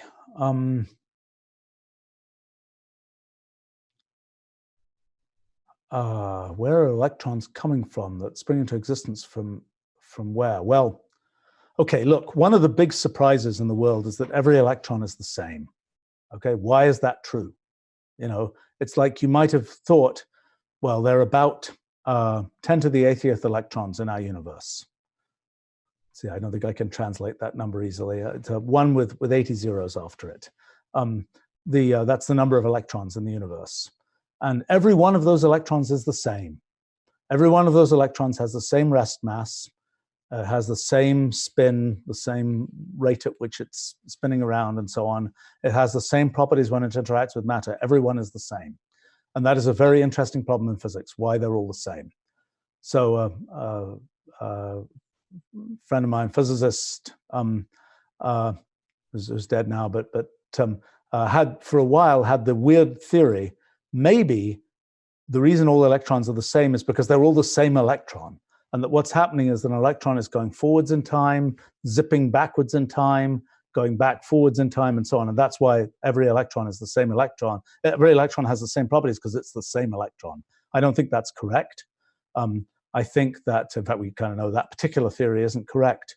But in the things I've figured out in physics, I think we know why all the electrons are the same. And it's more like, it's more a sort of a fact about the same computation always does the same thing. The question here, why is the human brain so mushy? You mean physically? Or I'm happy to say I've never physically seen one. I would be totally squeamish. Although that is what I hear, that they're, I think, they're like the rest of us, they've got lots of fluid in them. Is it necessary for the operation of the brain? I think that it is important to take those neurons have to be powered somehow. And having, the way we have to, they have to get, they have to have blood supply, they have to have other things coming to them. In the end, the neurons are going to act electrically.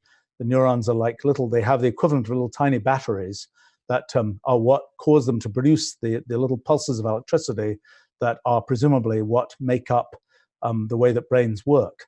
I mean, it's still not completely clear how brains work, but although it's becoming a little clearer because we have artificial analogs of them in the neural nets that are part of sort of modern artificial intelligence, and we know that there's a network of, in human brains, maybe 100 trillion, no, there are about maybe a trillion or so neurons with maybe 100 or 1,000 times that many connections. The neurons are these very tree-like looking things, and they have these connections between them. And probably our memories are associated with little tiny pieces of things like calcium that are in the actual synapses, the connections between neurons. Probably the pattern of strengths of those connections is what stores our memories. And that's also what stores the memories in the artificial neural nets that we make in AI and so on. And that's and that's the most common theory for how brains work, is that's how memory is stored. There are other theories that are still conceivable, but I think are much less likely. Do you think it's possible to communicate with other worlds outside our solar system? So one of the big questions is, are we actually going to be able to make a spacecraft that goes to Alpha Centauri, the nearest star 4 light years away, the nearest star other than the sun? Well, it's really It's tough to make a spacecraft that can go that far. It's going to take a really long time. One of the things that's sort of surprising is that if you just keep accelerating, you get to go really quite fast. If you can succeed in keeping on accelerating, even if the acceleration is really very little acceleration, if you do it for long enough, eventually you build up to go quite fast. As I explained before, when you go close to the speed of light, it gets harder and harder and harder to push the object to go even faster, close to the speed of light. There are also other problems, like if you're going close to the speed of light, you're tooling along your spacecraft, you're going through interstellar space between our sun and the nearest star. It's like, are you going to hit things? Well, it turns out there's about 1 hydrogen atom per cubic meter in interstellar space. So, but if you're going really close to the speed of light, even that can be a problem. And if there was a speck of dust there, you're toast. Your spacecraft is going to be completely destroyed. Going at the speed of light, you hit a speck of dust, it's kind of tremendous amount of energy is exchanged, and it's kind of bad news. But in the so there's a question of can you accelerate something to go and get it to go close enough to the speed of light that you can get to Alpha Centauri in a reasonable time. Getting a big spacecraft there is going to be really tough. There's people I know who have an idea that they're going to get really tiny spacecraft there. Actually, I was I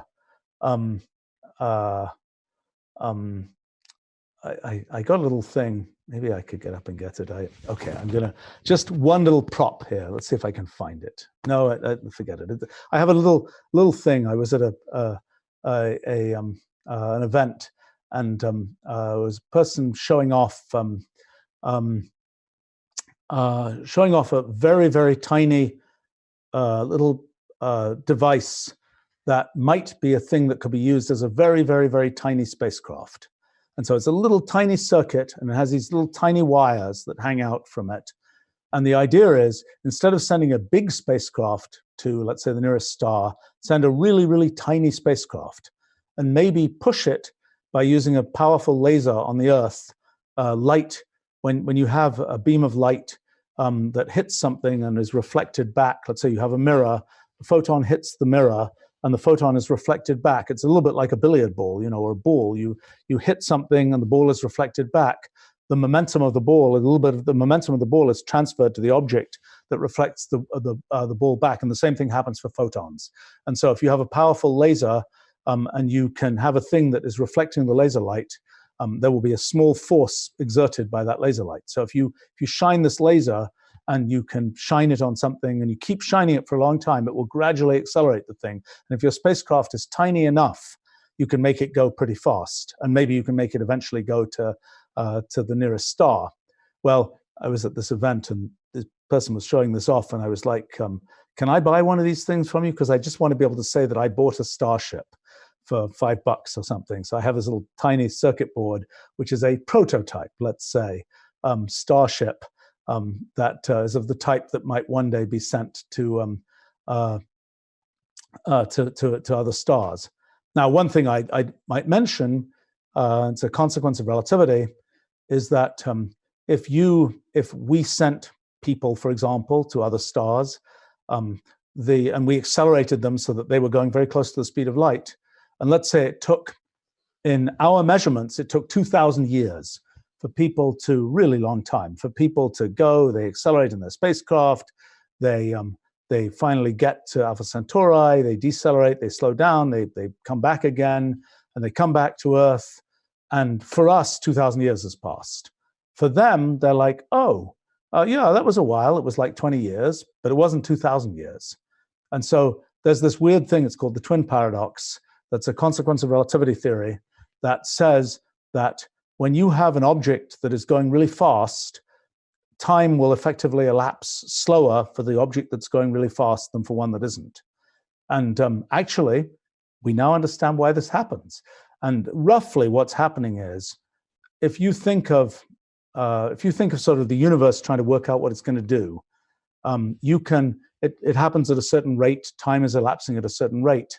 And there's sort of a trade-off between you sampling more of the universe by moving in space at a certain speed and the universe updating itself. And soon, when I can explain this whole physics theory, I can make that a lot more precise. But in standard relativity theory, there is it's a feature of relativity theory.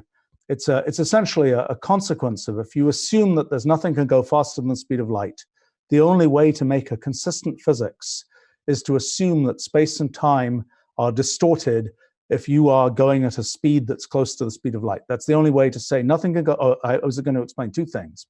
Okay, so if you are running along, and let's say you have you hear a siren go by, and well, the siren, you hear the now this is not the best way to explain it. If you're producing a sound, well, there's sound travels at a certain speed. It travels at the speed of sound in air. The speed of sound is the sound is made of waves of compression and rarefaction in air. Those waves travel at a certain speed. It's about 300 meters per second, 700 miles an hour. It's sort of the thing that limits the speed of standard airplanes is by they don't want to have air that goes faster than the speed of sound over their wings, because the characteristics of air are very different at the speed of sound than they are below the speed of sound. But in any case, so if we have something that's producing a sound, you have a thing producing a sound. The sound is going at 700 miles an hour. But the thing that's producing the sound is it can't because there's air that's stationary. The sound can't go. You don't get, the sound is always just going at the speed of sound, the speed that sound goes at in the stationary air. Just because your airplane is going at 600 miles an hour doesn't mean that the sound that comes out from it is sort of going at 600 miles an hour plus the speed of sound. I'm not explaining this very well, sorry. But basically the point is that there is a medium that the sound is going in, and the sound goes at a certain speed in that medium. For light, we don't think there's any such medium, but there is the feature that even if the thing is going at the speed of light, even if you have a flashlight going at the speed of light, the light that it emits can't go at twice the speed of light, for example. The flashlight's going very close to the speed of light. It emits light at the speed of light. The light that comes out doesn't go at twice the speed of light. It only goes at the speed of light. And to make that consistent, the only way you can make that consistent is to have, to imagine that length and time change when you're going at a higher speed. And that's what leads to this twin paradox thing. That really happens as you go at a higher speed, time effectively slows down. And the main place, we don't see that very often in sort of real life. The only place we really see that is with the GPS satellites. The GPS satellites that allow us to measure position, the way they measure position is you get a fix on, let's say, 3 or 5 GPS satellites, and you know the precise time that the radio signal came from satellite number 11 or something and reached you. And from knowing that precise time, you can know how far it was to satellite number 11. And then by knowing the orbits of those satellites, you can compute based on the distance to 3 satellites or 5 satellites or whatever, you can work out exactly where you are. But to know that, you have to know the precise time at which the signal was emitted from the GPS satellite. And to know that depends on, because the GPS satellites are going at orbital speed, 17,000 miles an hour or whatever, their relativistic time dilation, as it's called, will slow their clocks down a bit. Now, this would be a great story. This would be a great story of, this is an example of relativity in action. This is an example of the twin paradox. The GPS satellites are being slowed down in the same way that the intrepid explorers who go to Alpha Centauri will be slowed down. It would be a great story, but for the fact that GPS satellites have computers in them, and in order to make it easier for GPS receivers to process the data, the GPS satellites artificially change their clock speed to compensate for relativity. So they actually don't, and that's a complicated thing to understand. That, but if left to natural, if it was a pendulum clock, if it was some mechanical device that was in there, not a clock that is connected to a computer and it's sort of a smart clock, it would follow relativity and it would show time dilation and so on. Okay, let's see. Well, gosh, there are questions here about quantum computers. You know, the story of quantum computers might change a little bit when this physics theory gets understood.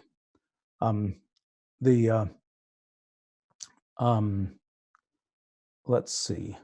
What's my take on specialization versus generalization and learning about things? You know, I've been lucky that I've learned about a lot of different things in my life, and it's really cool the way that knowing about one thing, you can apply it to other things.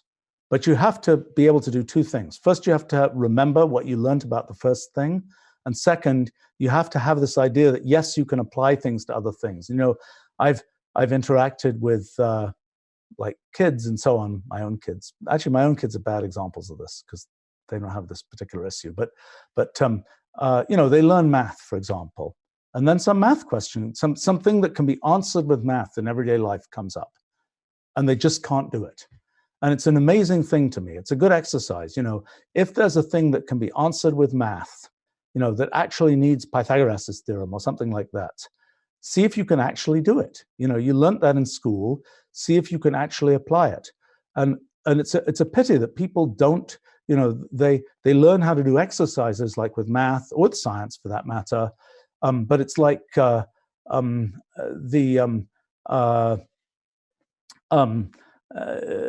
know, it's sometimes it's a strange thing to actually apply these things. You know, my wife, who has a math PhD, is sometimes is very traumatized by the fact, you know, I happen to have a physics PhD from long ago, but I'll figure out like one can do this or that very everyday thing. You know, this particular wire can be connected in this way, and it's like, you know, surely you need some expert to figure this out. No, you know, this is just physics. I know how to figure this out. You know, it's going to work just fine. And I think even in that case, there's a bit of surprise. You can actually like apply these things that that are sort of things you learnt in math or some other area. You can apply them to other things. So if you are good at applying things to other things, then the more stuff you know, the better off you're going to be, because then, you know, what I've discovered in the stuff I've done, I mean, I've been very lucky in the sense that I've had the opportunity to make use of just tons of different kinds of knowledge. So, for example, in you know, in Wolfram Alpha, which is this thing that provides computational knowledge for Siri and Alexa and things like that. You know, when we built Wolfram Alpha, one of the things is its goal is to know about everything. And that's a cool project for somebody like me, because I like to know about everything. And it's like we have to be able to program it to be able to answer questions about all sorts of different kinds of things. And the more things you know about, the easier it is to figure out new things. So for example, there's things I've been doing about fundamental physics. That story is a combination of a bunch of fairly sophisticated ideas about computing and computer science, and things about automated theorem proving, and things that come from a bunch of different areas that you kind of have to pull together to make progress there. So let's see. Gosh, there's a question here. How would you think humanity would adapt to living 3 or 4 times longer than, because our will to do things is driven by limited time? It's a really interesting question. I've wondered quite a bit about that. I mean, I think one of the things that, you know, sort of our stage of human history is right on the edge of is human immortality. And, you know, we don't know how to do it yet. We still think, you know, aging is inevitable. We don't know how to freeze things, you know, how to sort of pause things with cryonics and so on. But I'm quite certain that it is not the case that sort of aging is inevitable and sort of immortality is impossible type thing. I'm quite certain that that's one of the things that we will look at back at this period of science, and maybe we'll say, gosh, if we pushed harder on that, we would have figured it out. I'm not sure. I think that relates to these questions about how difficult is it to work out what happens in biology, and how much is computational irreducibility a thing. Here's one of the downers to thinking about immortality. One of the issues is, let's say you're trying to run a program. You're trying to run a computer. You have your computer. Your computer is running. It's running its programs. It's running its operating system. It keeps running. Does just fine. After 2 weeks, the computer crashes, the operating system crashes, you have to reboot it. That's kind of like the next generation. Like your computer running is like an organism that's alive and it's doing its thing and so on and so on and so on. And when the computer crashes, the operating system dies, so to speak. That's like, oops, that organism died, and you've got to restart it from the same genetic material, and then it'll live again for 2 weeks or something.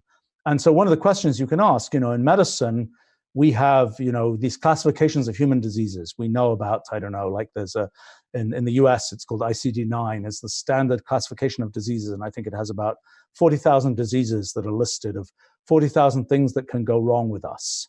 Those are, and the question is, for computers, could we do the same thing? Could we have a classification of what goes wrong with computers?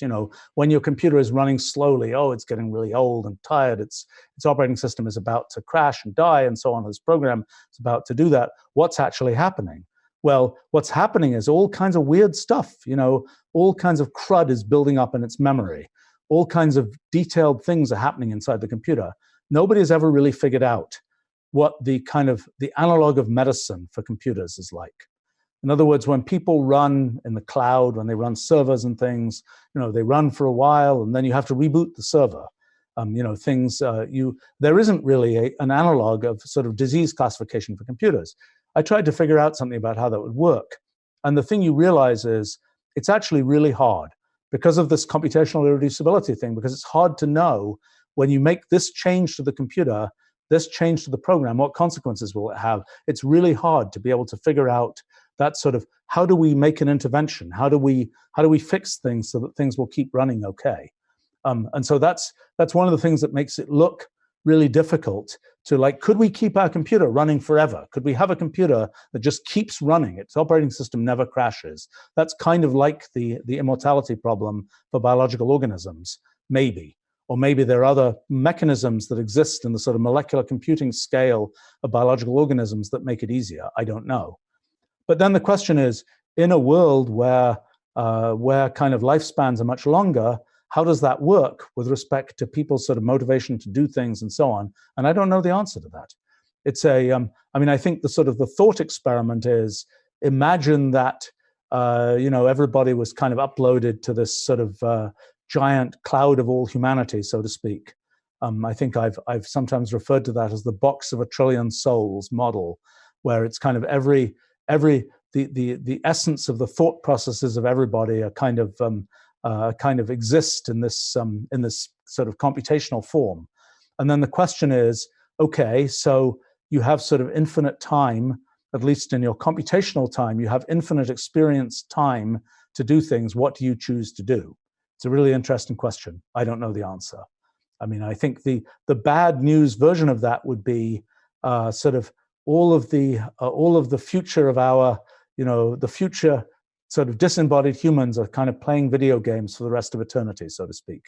That's what to us now looks like a pretty bad case scenario for the future of history. I personally don't think it will be like that.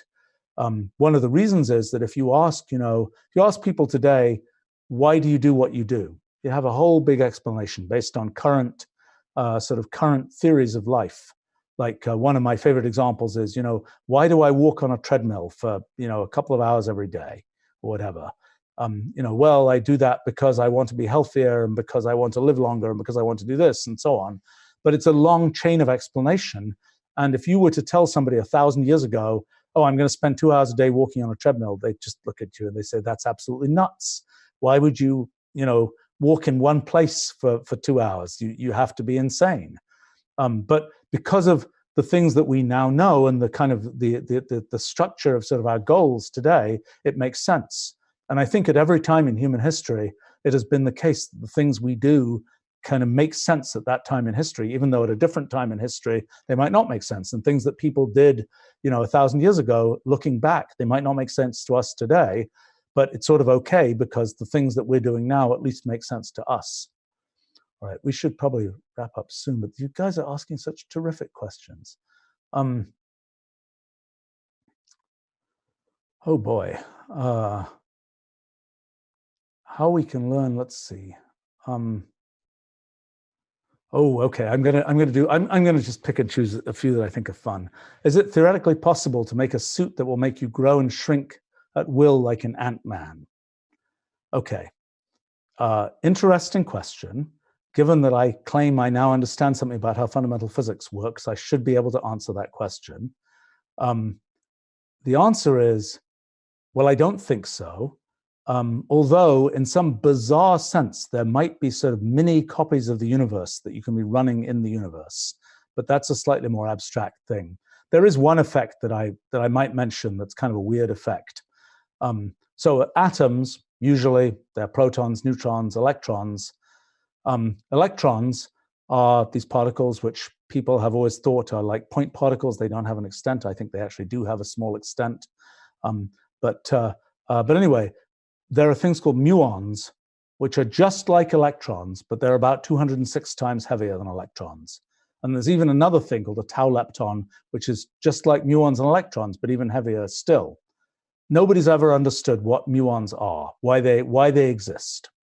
But muons are, and you probably, unfortunately, nobody's heard of muons. Muons are one of my favorite kinds of things in the universe. Because they're so bizarre, mysterious, and so sort of obvious in a sense. They're just like electrons, but about 206 times heavier.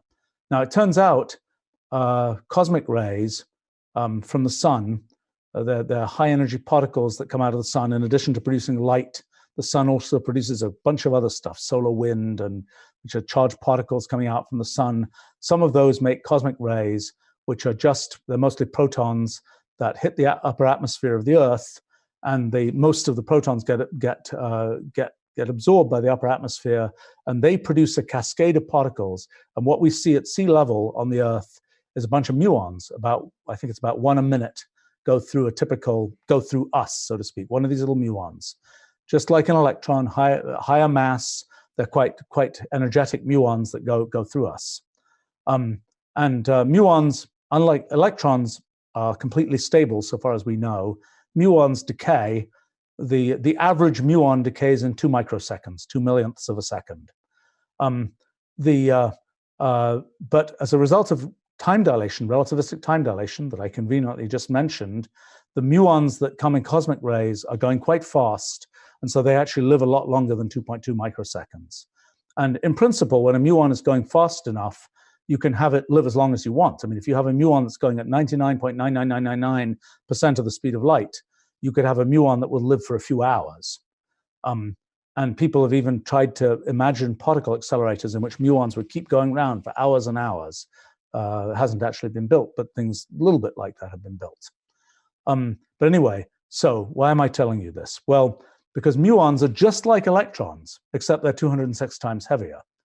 Well, if you were to conveniently get an atom where all of its electrons have been replaced by muons, you would have an atom that's 206 times smaller, as it turns out. I think that's right.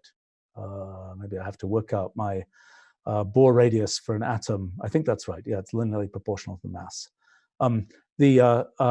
So 206 times smaller atoms than our ordinary atoms. So muonic atoms would be said like Ant-Man sized atoms. They have only one bug, not wishing to make the pun with ants. Their one bug is that the muons in them decay in 2.2 microseconds. So these muonic atoms, they would be small, but they will decay very rapidly. And sorry, it's not going to work. But so the answer is I don't know any way to do that. Let's see.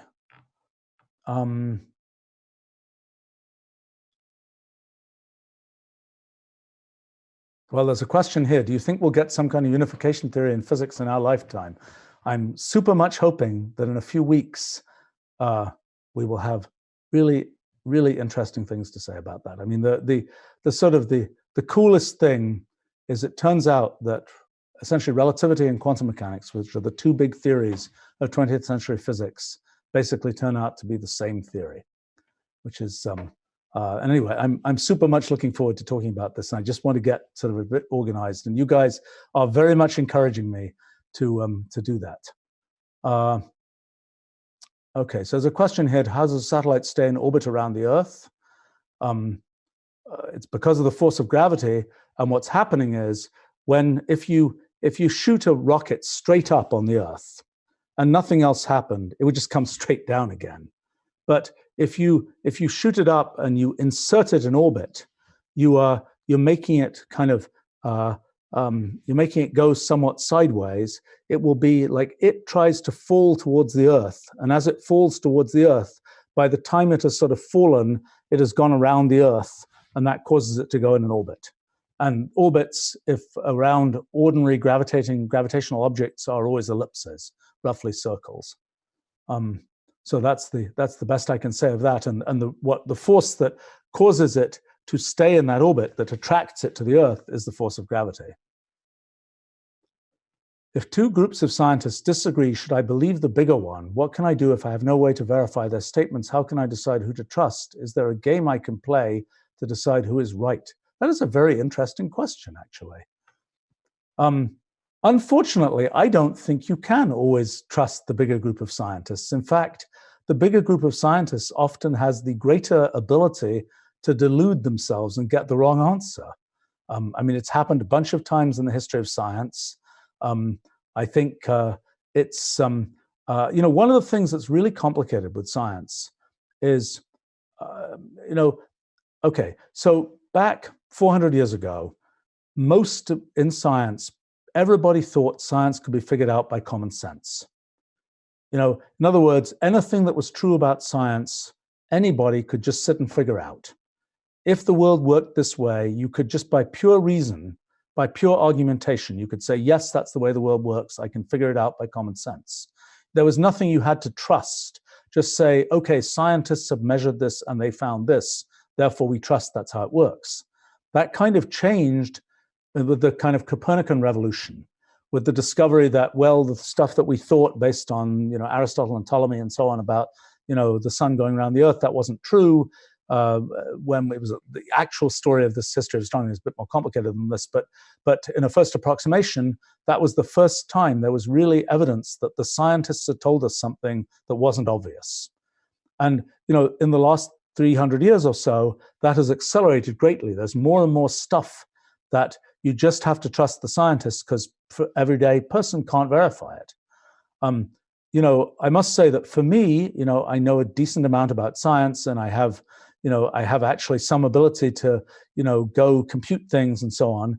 And so I do have a habit of saying, can I verify things? Like, for things about this virus, I'm like, can I actually compute that? Can I see how that works?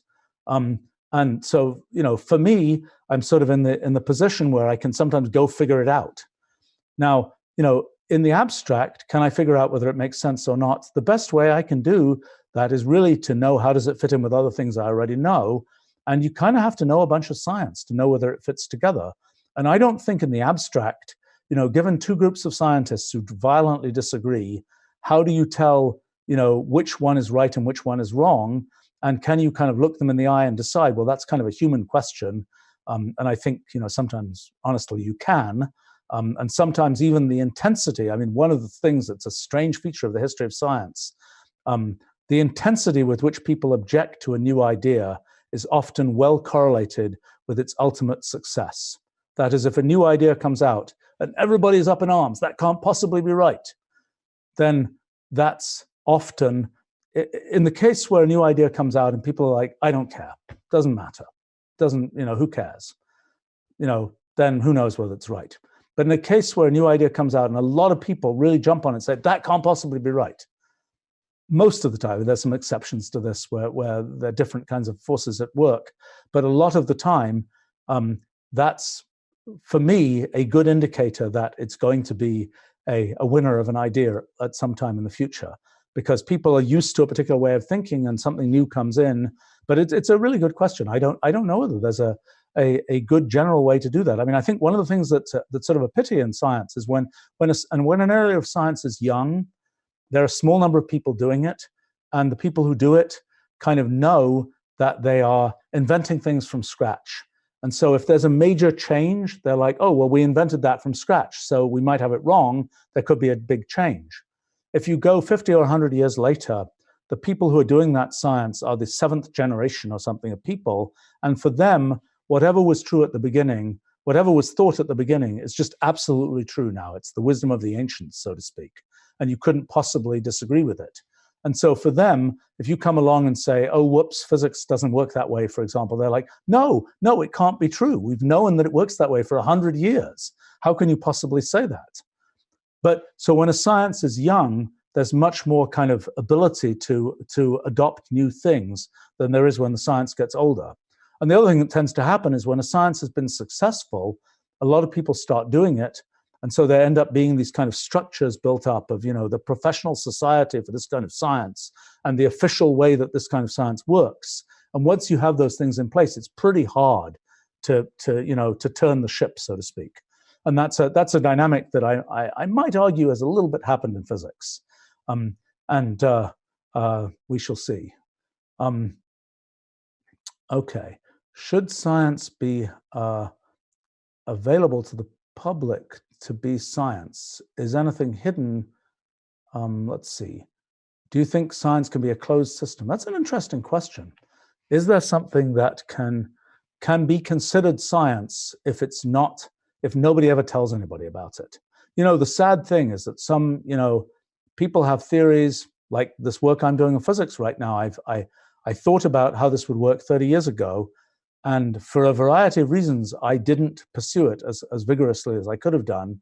And frankly, had it not been for particularly a couple of young physicists who really encouraged me, I'm not sure I would have ever gotten around to working on it, and those ideas might just have disappeared. So I think, it's like, is there science when nobody knows it? It's kind of like one of these, if the tree falls in the forest and there's nobody there to hear it, in what sense did it happen? I'm not sure I have a great answer for that. I suppose one thing I would say, I guess I do have an answer. Here's the answer. I mean, it's like mathematics. You can say there are many possible forms of mathematics that you could invent. There's the form Euclid invented, there's the axioms Euclid wrote down, there's all other kinds of axioms. The question is, which of those axioms did we humans pick up and say we care about these? Or another way to think about it, it's like all possible languages could exist. We could be talking in all kinds of gobbledygook.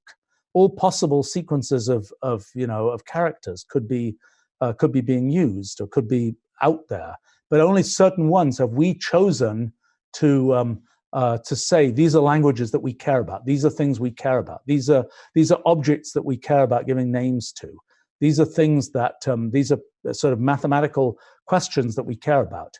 So in a sense, when there can be an infinite set of possible questions in science, questions in mathematics that are out there that kind of, in the case of mathematics, that abstractly could be studied, but the question of whether they are pulled in to be something we can call mathematics that we humans care about, that is a human question. And I think I would answer that for mathematics, it can't really be a mathematics unless there's a human in the loop.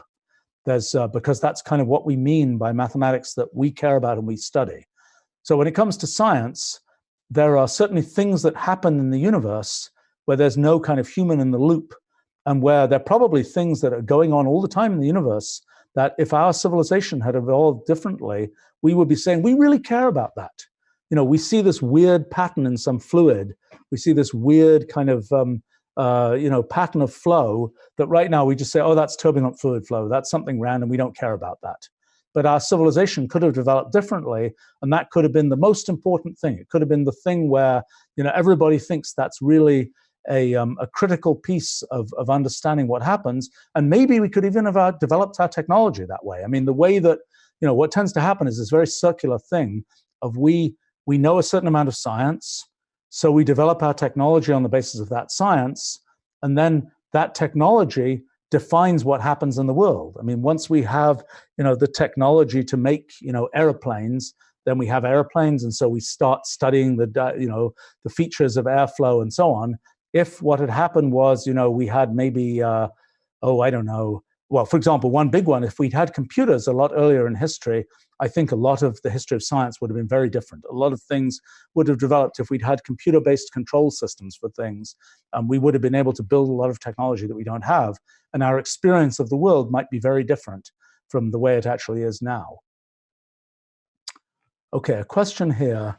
Can we access other dimensions? Okay, so just to explain a little bit about that, I mean, let's explain sort of what other dimensions are. I get to do something on the computer again here. Let me do something here. So let me try and like explain a little bit about what dimensions are. So if we let's say we make let's do this. Let's make a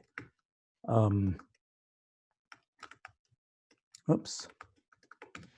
Okay, now you probably say that's a two-dimensional thing. Why do you say that? Well, you can move left, right, or you can move up, down. It's got two dimensions you can move in. Okay, so now I could make something here which is like, you know, how many dimensions is that? Well, it's basically one dimension because we get to move left, right, but we don't get to move any other way. Or let's do this. Let's make something which is, let's say we go, I don't know, 888. Okay, what's that? That's a thing. Oh, let's do the, let's make this, make it a little bit easier to tell what's going on.